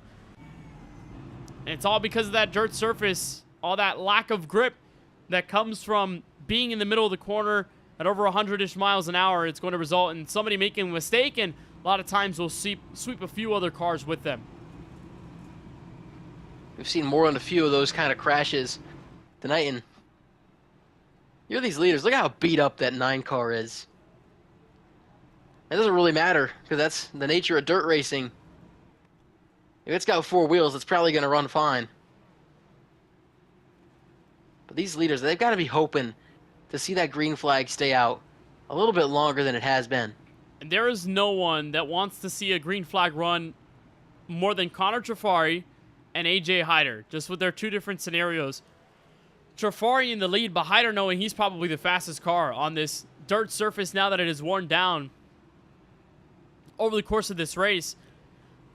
And to think that, I mean, we've seen mistakes galore even out of some of the best drivers here, but AJ has been the most perfect of them all, and that's how a lot of drivers would characterize Hyder. Not only maybe tonight, they would use the same words, but over the course of the season and the time that he has spent in this league, and we've also talked about it as well in the broadcast booth, just his inability to cough up tons of mistakes. He can keep his car planted. He makes it look easy. He's a driver that doesn't make too many mistakes. And out of everyone so far on the track, I mean, we've talked about the leaders being beat up. That Pepsi car is as clean as it was when it started. So again, just a testament to how good he's been, but now how hard he has to work now that he's on the outskirts of the top 3 and having to move through some pretty fast cars, especially Trafari, who will have controlled the restart. Also poked up into this lead group, Justin Rod. He's pretty good on dirt as well. Green flag flies again. Oh, Trafari struggled getting up through the gears. Jurg's going to get away, and that's a huge dent to the front end of the 76. Who I just mentioned, Trafari's up in the wall pretty much rhyme riding around 1 and 2. Jurgensmeyer's away free and clear. James Bomart a second. And that's what happened to Trafari earlier in this race. It just didn't create that big of an impact, and now the yellow's going to fly as soon as they're making contact. It is a hard hit for Quincy Strawhacker. That car is torn up on the straightaway. And smoking from the engine as well. Take a look at what happened to start this. He was having to fight through the field. A little contact with the 18. Oh, and Cazzola gets hit up the track into the 49, and that thing was destroyed from the get-go. It looked like the right front suspension was broken. It just tore down the racetrack to the inside wall. And here's the other look. What you're looking for is that square hit to the tire. You can take a beating on the side of the race car for a little bit in this next-gen machine, but when you have a hit right there that is directly on the rim, and that 20-inch rubber, I mean, that's easily going to send the car into a spiral when the suspension breaks and there's no way to handle the car on a dirt surface, and that machine just travels down to the inside. It is still there as the leaders are coming around, so I don't know if Strawhacker just can't quite get the car off the speedway yet. Trafari is just giving him a condolence message there, and the same for Sawinski and Ollie Reeves. There Strawhacker goes, but man, it has taken a toll on a lot of these drivers that the yellows have come out, and they're beat up now. But the more hits you take, the more contact there is, these cars are going to eventually get to their breaking point, and you saw it there with the 49. Yeah, and it was the right front suspension that looked completely out of whack coming down the hill, but that's not where the 18 hit him when he came back up the track. That was the part of the car that was already in the wall, so it almost makes me wonder if that was already being up because he got in the outside wall that many times. We'd already seen that 49 had taken a beating in this race and was in pretty poor shape. It's a mix of both. I mean, you hit the wall enough times, car's going to get damaged. The fender protection that you have from the impacts to the car, to the tire, and to the suspension, and to the rim, I mean, that defense starts to go away, and you see it here with Jonathan Jurgensmeyer. It's flattened because he's hit that car just a couple times there on the right front. And when that happens, then it just leaves an open and exposed wheel so that if you make contact with the wall, or if in the case with Gabe Cazzola and Straw Hacker, you get a hit like that that's so direct and square, that suspension is going to break on both sides. And that's what you really have to be careful with, and that's been a concern that's grown with the next-gen era, is how sort of sensitive this car can be in specific areas, particularly with the toe link and the suspension to drive the front wheels and steer them around. Drivers at the front, though, beat up race cars looking for another green flag restart with under 40 to go. Jurgensmeyer, the control car this time, gets the gas in the restart zone, and Bomar matches him perfectly as they get up through the gears toward turn 1. Everybody got through him nice and clean this time. Jurgensmeyer on the top side. Look at the send from AJ Hyder all around the bottom of the race. Slides up into the 4th spot. Jurgensmeyer up the hill getting the cushion, and he's going to get a nice drive off. Hyder up to 3 wide for the 2nd position. No, Trafari spinning sideways. He's into Hyder. Back up the racetrack. Hits by Ellis Wells, and the caution comes back out again. Oh, and it's a mess behind Connor Trafari. And that car was all out of shape. Tried to poke through the middle. And this buxom blonde car is pretty much beaten up from all sides. He's going to be able to regain the track position. But that's the first piece of damage that we see all night long for AJ Hyder. And that all comes from Nate. Pure and simple aggression, trying to regain the track position lost. It was a smart move at the time. The door closed, and Trafari was just in the middle of the sandwich. You saw how aggressive he was the corner before. He dips right to the bottom again. Hey, no one's down there. Might as well, but the 9 comes down the hill. Actually, it was contact between the 9 and the 20, and Hyder really wasn't even part of it till the very end when he got dinged by the 9, and Trafari absolutely gets the worst of this. And then Brad Sawinski on the back end gets sandwiched in that inside wall. And that's how Bomar just gets sideways, trying to level it off on the straightaway. I mean, that would have been a perfect move had Bomar just been a few inches higher on the track, but he tries to save it. Nowhere for Ellis Wells to go, and again, we talked about it. You're going to sweep a few cars with you when you end up having an incident like that mid-corner. For Ellis Wells, brings in James Thurston and Brad Sawinski with him. They will all be able to survive for now, but Trafari has paid the price, although he will stay in 3rd for the moment. Yeah, this race turning into a war of attrition. Who could have expected that? Coming to Bristol Dirt, having an attrition kind of race? You know, I think I was expecting it a little bit. Up. I was expecting it. I mean, you go to Bristol normally, and you think attrition is the name of the game. You add on dirt and you silicon up the surface. I don't care how many cars you put on there.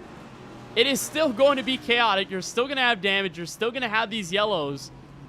And so I feel like it was kind of expected, and that's why it's a non-points race, right? You do this for fun. You don't care if you get taken out. I mean, some drivers will, but at the end of the day, the most you're going to have is $50, but if you don't, you don't. And you just move on, you have fun, you enjoy some time with your friends, and that's about it. So you're just seeing drivers get more aggressive as a result of it being an exhibition event, and at the same time, it being Bristol Dirt. So you're going to have that chaos anyway. All kinds of chaos here tonight. Jurgensmeyer chooses the top lane, hoping that this time he can get a little bit longer of a run, try to build a little bit of a gap, because that's what he was doing while they all battled in his rearview mirror. It's Hyder alongside, his teammate Justin Rott behind him, Bomar on the inside, Trafari, Reeves, row 3, Wells and Robertson, row 4. The iRacing official pace truck onto pit road. Green flag flies again through the restart zone. Jurgensmeyer cleanly through the gears. Hyder matches him pretty well on the bottom of the racetrack. He's going to throw it in. He's loved doing that this entire recent run, and it's going to work for him to a treat. AJ Hyder way out in front. Here's the crossover from Jurg. Jurgensmeyer sending it underneath. He's got the spot, the slide job. What a drive from Hyder to send it back to the inside for the race lead with 29 to go. Hyder's like that bottom. He's maintained it well. He's probably one of the best controlled cars on the inside, while Jurgensmeyer's been better at the top. It's been fun to watch this battle. And Justin Rott, how about his comeback into the top 3? Yeah, we mentioned before, one of those recent restarts, that he is pretty dang good at this whole dirt racing thing. He's got a slew of wins in truck leagues on dirt tracks as we see everybody getting up in the outside wall. Jurgler pretty much rim riding up around the place. As those leaders start to spread out here a little bit, and we get another caution. Time it's Duran. That beautiful Greg Biffle throwback. I was just about to say, that is a proper throwback if I've ever seen one, and a tribute to one of NASCAR's greats. And Duran just in the middle of this all. I mean, again, it's mid-pack, mid-pack, mid-pack. It's side-by-side. Drivers make mistakes. It started up the road with Sawinski. Roberts gets chased out of line. And although Duran is able to squeeze on through, I think it's right about here. Oh, caught the bump and then got into Roberts as a result. So we've seen the bump. I mean, as the surface is worn down, the smoothness of it all goes away. So then you start to really feel the effects of the bumps here at Bristol, and especially the top. It gets really nasty. And this next-gen car, asphalt or not, it does not like to bump around. That car will unsettle quickly, and the steering will unravel from underneath your hands. And then you just have to either try and save it or just let it be and let the car spin and have yourself be the passenger for Duran. I mean, he was carrying it to the very end, but that bump is the exact thing that gets him out of shape first. Yeah, it's already tough enough to save these race cars, and then you mix it with a field of hungry drivers on a track that it's really tough to get the brakes engaged on. You're going to end up with some finishing touches like we saw at the end of that one as well. So Hyder goes back to being the control car this time. Cazzola and Duran both coming down pit road. Bouncing on the exit as they get up over that hump.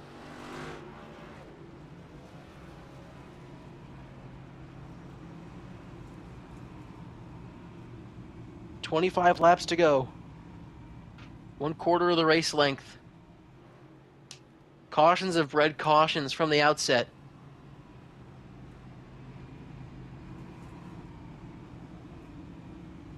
And looking at this track, I mean, it is as dark and slick as we've seen all night. And that means, Nate, things have equalized from either lane. There is a sweet spot right at that cushion that is now merged up higher than we've seen it all night long. But you see how slick everything else is in between. And that's why the inside, when it's worked, has been so impressive, because you can gather just a bit more of that grip on the bottom with the left front and just carry it through, manage your throttle, and be okay with the shortest way around the racetrack. But now most of the lines are even. Everyone's taking whatever line feels best, and they're just doing whatever they can. And we'll see if this brawl continues through 23 more laps under green, or if we see more chaos take shape here at Bristol. Less than the length of our LCQ to go. Hyder finds the restart zone and the pedal on the right-hand side. Green flag flies again, and he's taken off from the rest of the field. Justin Rott up to second, working the top end of the cushion. Can he get around Juergensmeyer and Trafari? The answer is no. Juergensmeyer is clear for second. Well, watch Justin Rott, how he's carrying right on the back bumper. If they stack up too much, the contact's going to happen. They're going to go around. Someone's going to end up in trouble. Trafari to the inside for third, and you got to take every bit of asphalt, in this case dirt, that you can find. Oh, and Justin Rott gets turned around. Bomar, Wells involved. Oh, Ellis Wells slides onto pit road. Bomar has to lock it up to avoid hitting those pit barrels. Wells trying to get it pointed in the right direction. He's not going to be able to do it. This time, Barney the flagman swallows the whistle. We're going to stay green. I was almost ready for Barney the flagman to throw that as a caution flag and get us under the pace truck once more, but now the yellow is going to fly. This time, Andretti Robinson is in it. Looks like a lot of damage to that front end. Not sure if it's new. He's been through it tonight.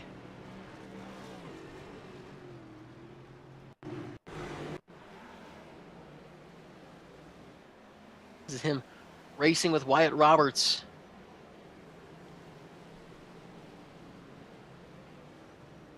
It starts up in the front, actually, with Sawinski getting the wall and a chain reaction resulting in Robinson in the pit barrels after contact from the 18. It was running 3 wide. We mentioned Rott losing position from the top 3. Cazzola right around the outside, and Sawinski's just going to get unsettled. That is in the heart of the action. I mean, he sails right up into Cazzola. That's already a lost race car, and it's just a chain effect that gets Cazzola down there, gets Robinson in the way with nowhere to go. That's been the theme of the night so far. Drivers just not being able to escape and find a way out of it. It's just too quick. It happens too fast. Car doesn't have enough grip. And for Andretti Robinson, why not at this point just take this car on pit road and try to get it as fixed as you can. And despite the cautions that we've had so far tonight and all the drivers that have been involved, not many of them are a lap down. Only Borowski, Strawhacker, and Miles are, Nate. So it's really the drivers that have had too much damage. You can tell the drivers that are left in this, even though these cars are mostly torn up, they are still driving. And if they still drive, they still can contend. Absolutely. Nobody's out of this race with some of the chaos that we've seen, because again, all it takes is one.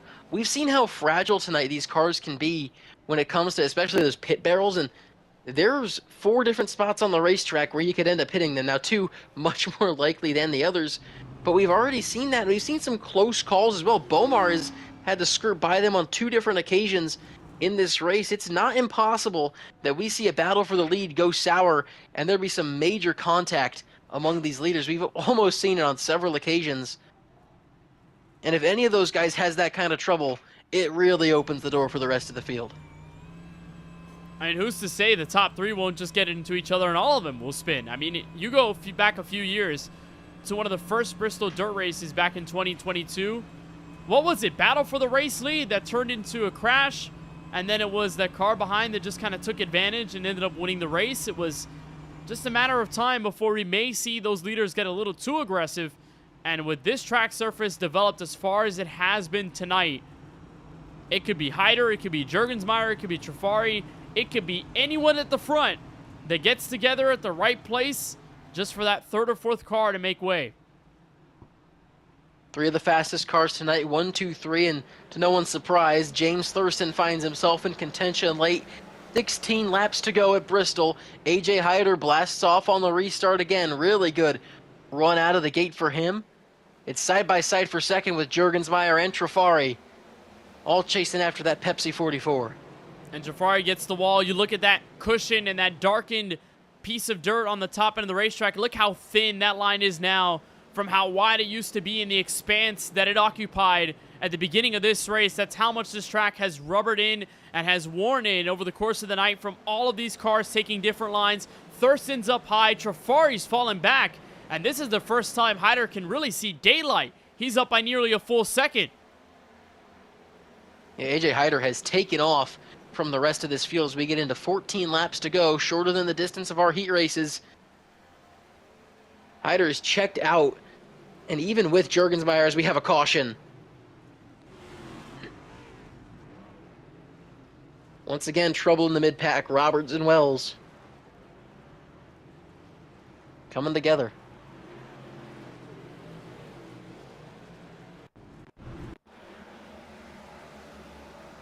See how this one unfolded. I think it was with Roberts here. I mean, he was definitely the starter. Oh, there was James Bomar sliding into the mix, carrying too much speed. And Selwensky, Robinson. I mean, all these drivers have come in. Oh, they've just met up with each other. Wells and Roberts nose to nose. And I saw just a straight up laugh from Ellis Wells. I mean, he knows it's unserious. They know they're not running for the win. They're just having fun. And they end up in all of these incidents, but they're not really complaining about the fact that they are in them. I think they're just enjoying the chaos of it all and probably the absurdity of the amount of wrecks that we've seen and the ones that they have been involved in. An exhibition to its fullest extent here at Bristol on the dirt.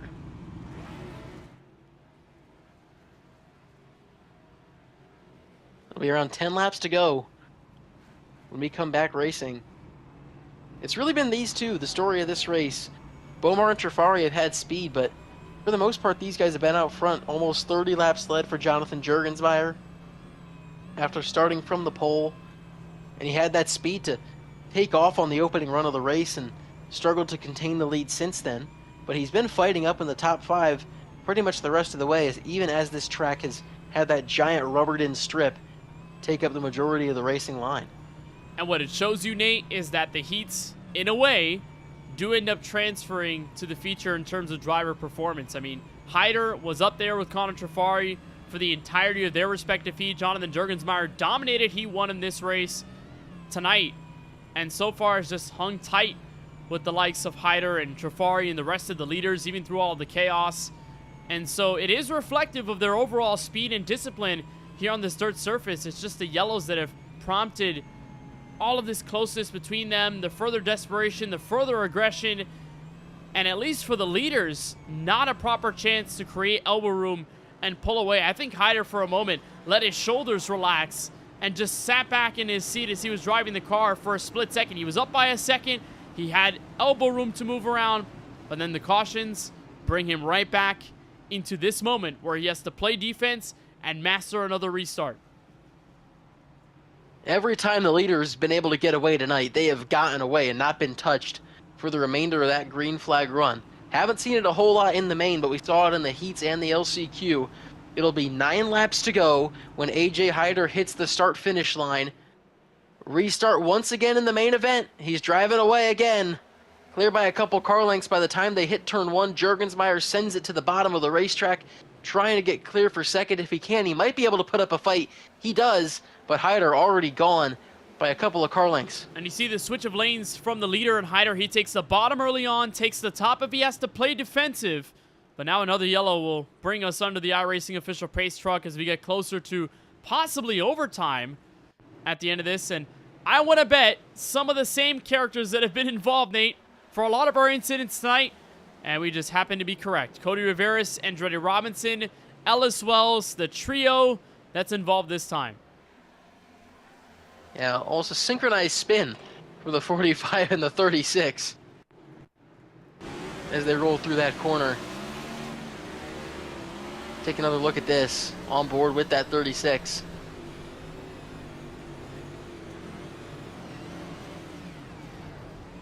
Coming on the racetrack, and there's no idea that those two are there.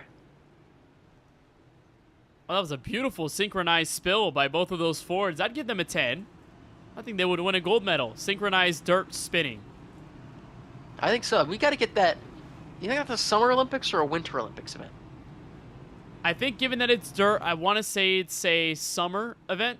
You know, I've wanted to go into the idea of an iRacing Olympics before. But then you kind of think of, well, what constitutes an iRacing Olympics other than just racing?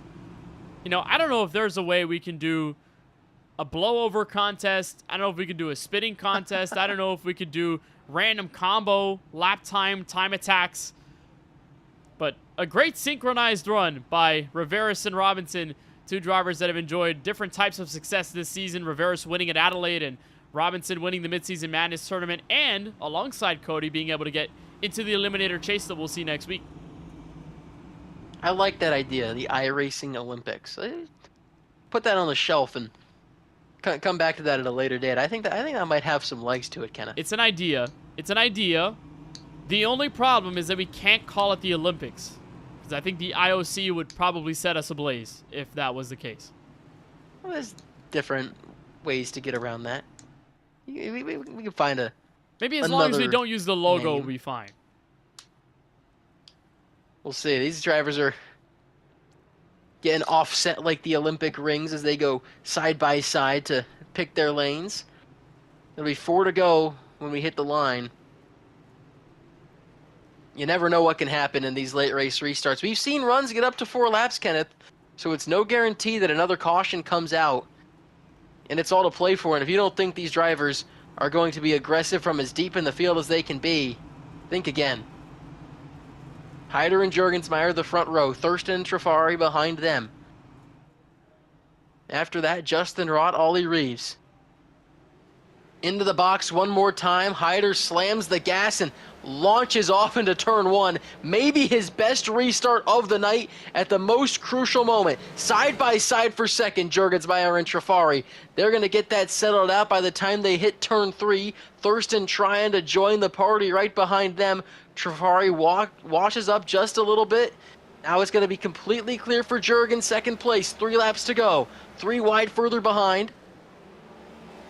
Everyone keeping things nice and straight. So far, so good. As I say that, down the track they go. Everyone keeps it straight. Hyder wants to see him keep it straight. Reeves is going to be there in front. I think Hyder just wants to see the white flag. He wants this race to be official, but he may be ready if another restart is in the cards. There is a large battle. Quartet for everyone. Third on back. Everyone's slipping, sliding. They keep getting up in that outside wall. I keep thinking they're going to spin down, but they have kept it clean all the way through. AJ Hyder comes out of turn 4. He's needed it. He's won a white flag in the air for AJ Hyder. A season ago, he won the shootout at Slinger. Then a couple of weeks ago, in controversial fashion, he was able to hang on to the win in the All-Star race. He's going to make it 3 of 4 in the exhibition events. AJ Hyder wins the Dirt Derby.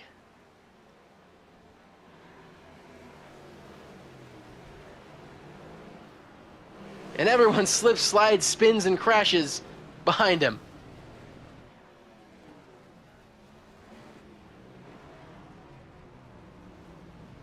How about it for AJ Hyder?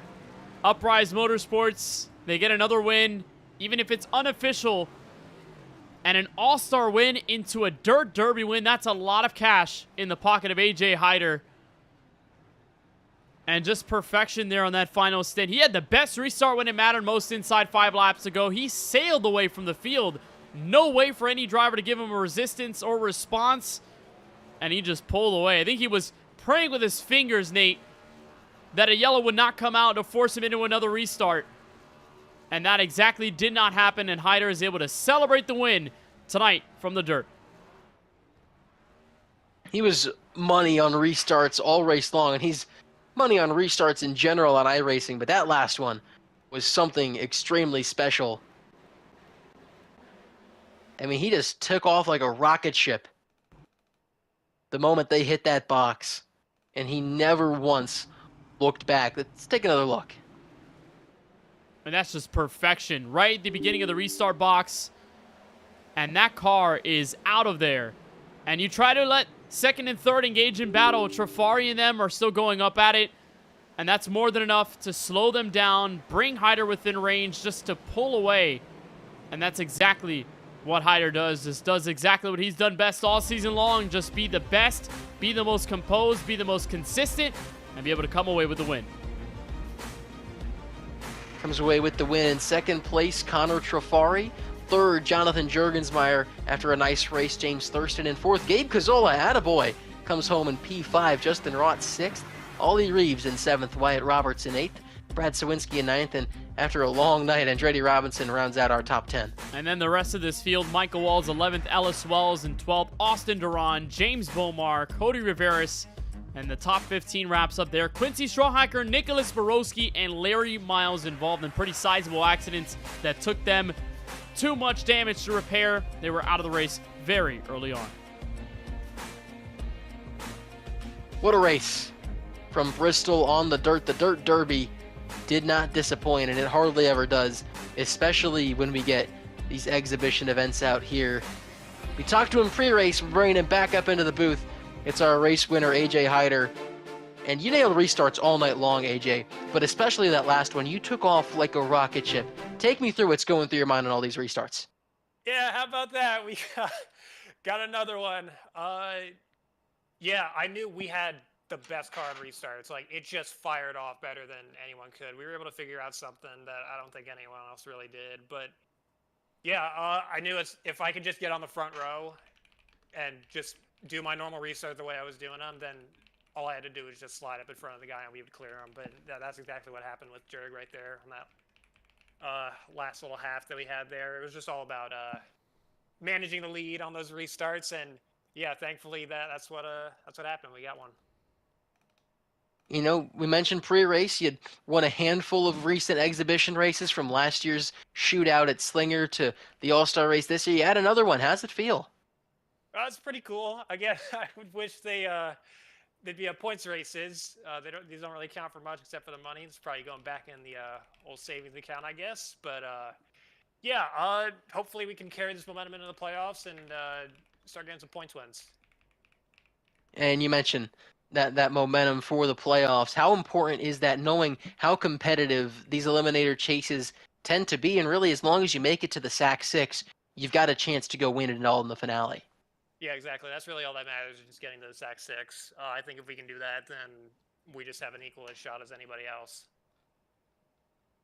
All right, and AJ, You already mentioned what you were going to spend the money on, adding it to the savings account. That's responsible. I respect that. But now I'll let you spend the time on thanking anybody and shouting at anybody that you'd like to thank for this race tonight. Yeah, of course. Just want to shout out everyone at Uprise Motorsports. They brought the Pepsi Zero Sugar machine to victory lane at Bristol Dirt. We got one there, so going to try to carry this momentum into the playoffs. Well, AJ, congratulations and thanks for joining us up in the booth. I appreciate it. Thanks, guys, again. It's AJ Hyder, our race winner from the dirt at Bristol. Now Kenneth's caught up with Connor Trafari.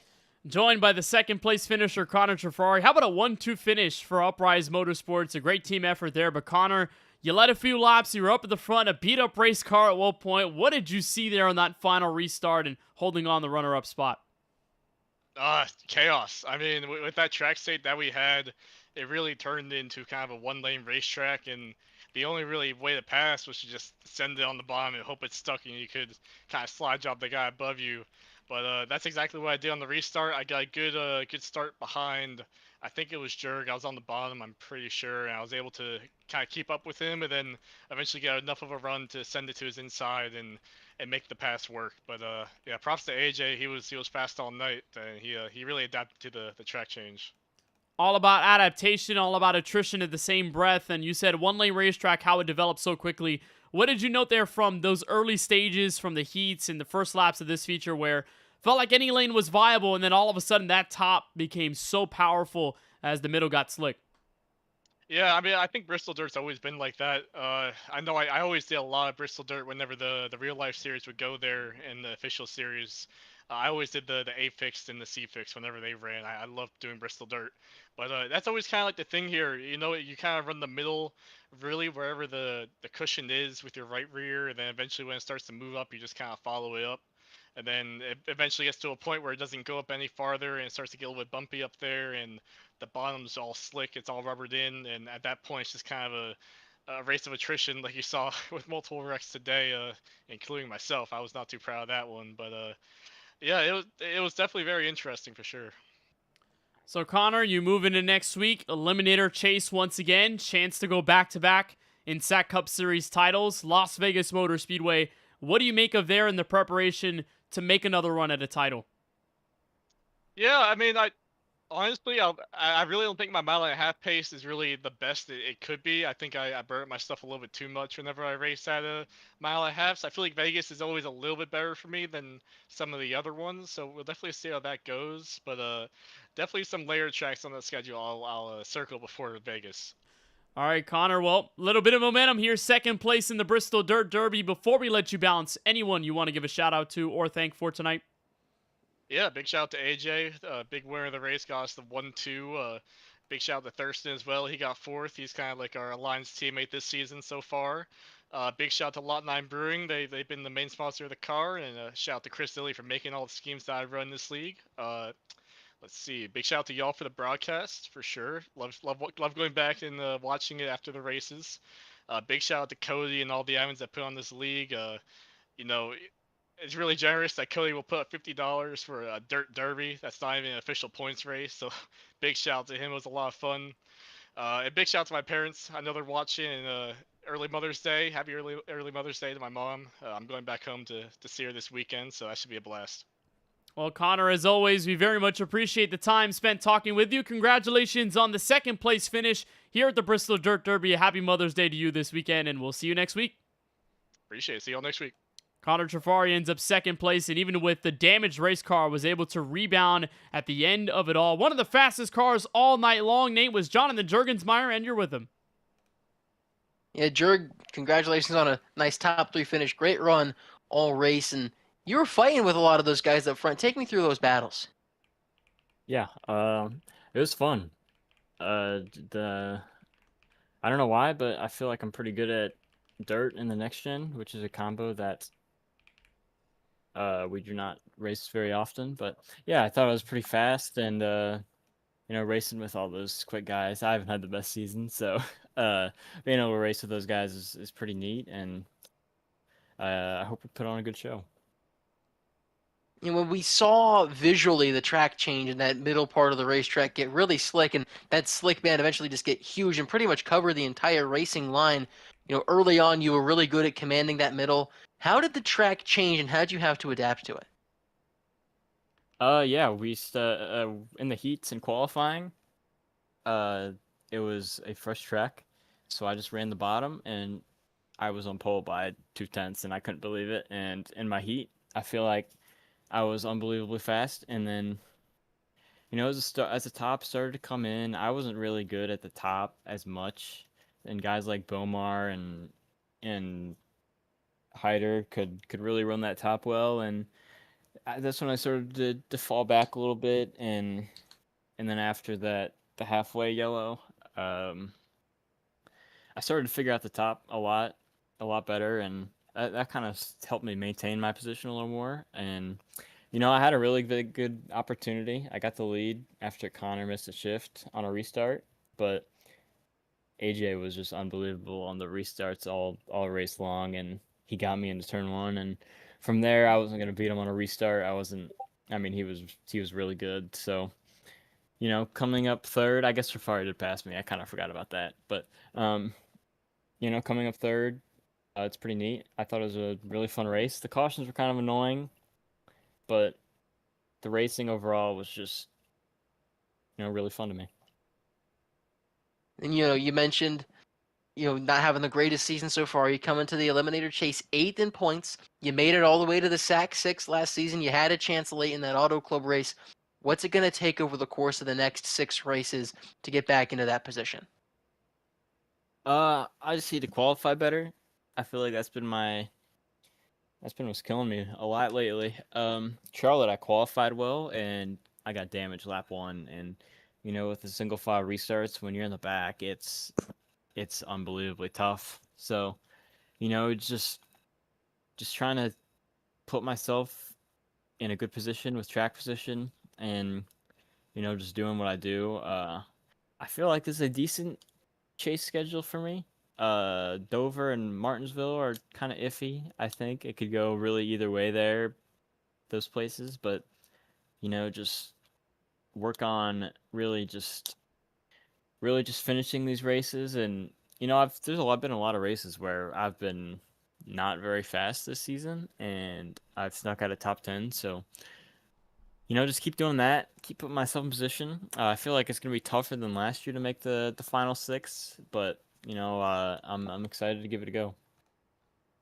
And then before we let you go, Jurg, is there anybody that you wanted to thank and shout out for today's race? Shout out to all the guys.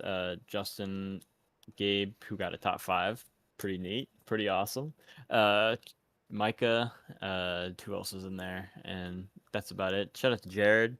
Shout out to Matthew O'Brien. Shout out to all the guys I raced with today: Connor, AJ, Thurston, and Bomar, and Justin. He was there a little bit, but yeah, it was fun racing those guys, and yeah, that's about it. All right, well, congratulations, Jurg, on a top 3 finish, and thanks for taking the time to talk to us. Yep, thanks, guys. Third place finisher Jonathan Jurgensmeyer, he's getting ready. The rest of our top 3's getting ready. We're getting ready, Kenneth. Everyone's getting ready for the Eliminator Chase that sits right around the corner. Next week, we get things started at Las Vegas. Then we get a week off before Watkins Glen and a sprint to the finish at Homestead Miami Speedway. It is going to be a ton of fun, but now's the time to lock in. Get yourself focused. It is a 6-race gauntlet. It is all about trying to stay above in points. And again, we mentioned double points that are in this. The Eliminator Chase is a very unique format in the way you can gain points to move on and be those top drivers. And it's all about that driver who has the best point total over the end of it all at Homestead Miami. So when you have all those intermediate tracks in there with Vegas, Kansas, and Homestead Miami, and then you have some of the wild cards in there like the Glen, Dover, and Martinsville being the semifinal, it's surely going to be a lot of fun. And we saw last season get super competitive all the way down to the final race. I wouldn't be surprised if we saw more drivers in contention by the time we move on to that final race in Homestead. And it's so important, too, with the finale being that triple points in the Eliminator Chase. It really puts all the emphasis on what you can do at Homestead once you get there. And they're going to have a couple of intermediate racetracks to get that figured out. But as for tonight, on the 3rd at Bristol, we had some fun. We played in the mud. Gonna need to probably run our fire suits through the laundry 3 or 4 times before they come out the white that they came into the track. Final thoughts, Kenneth? Well, it was a ton of fun. I mean, it was a dirt derby in every sense of the phrase. It was chaos, it was crashing, it was multiple lines, it was a dirt surface that worn in, multiple lines being used, and of course a driver who just outlasts and survived, able to move on through. And for Hyder to do it in the way that he's done it through the exhibition races and even through the regular season, that is momentum in the sense. And anyone is going to do anything for $50 in a league like this, so it was a ton of fun. But now the drivers get to go on for what might be the most exciting part of the season and the run for the championship next Thursday. The Eliminator Chase gets started from Las Vegas Motor Speedway next Thursday. But before that, on the KBueno Racing Network, we've got the semifinal of the KBRN Truck Series from Phoenix Raceway. Nothing on Sunday for dropping the hammer. Happy Mother's Day to all the moms that make every single thing in this world possible. For Kenneth Bueno and the rest of our KBRN production crew, I'm Nate Polite. Thanks for watching.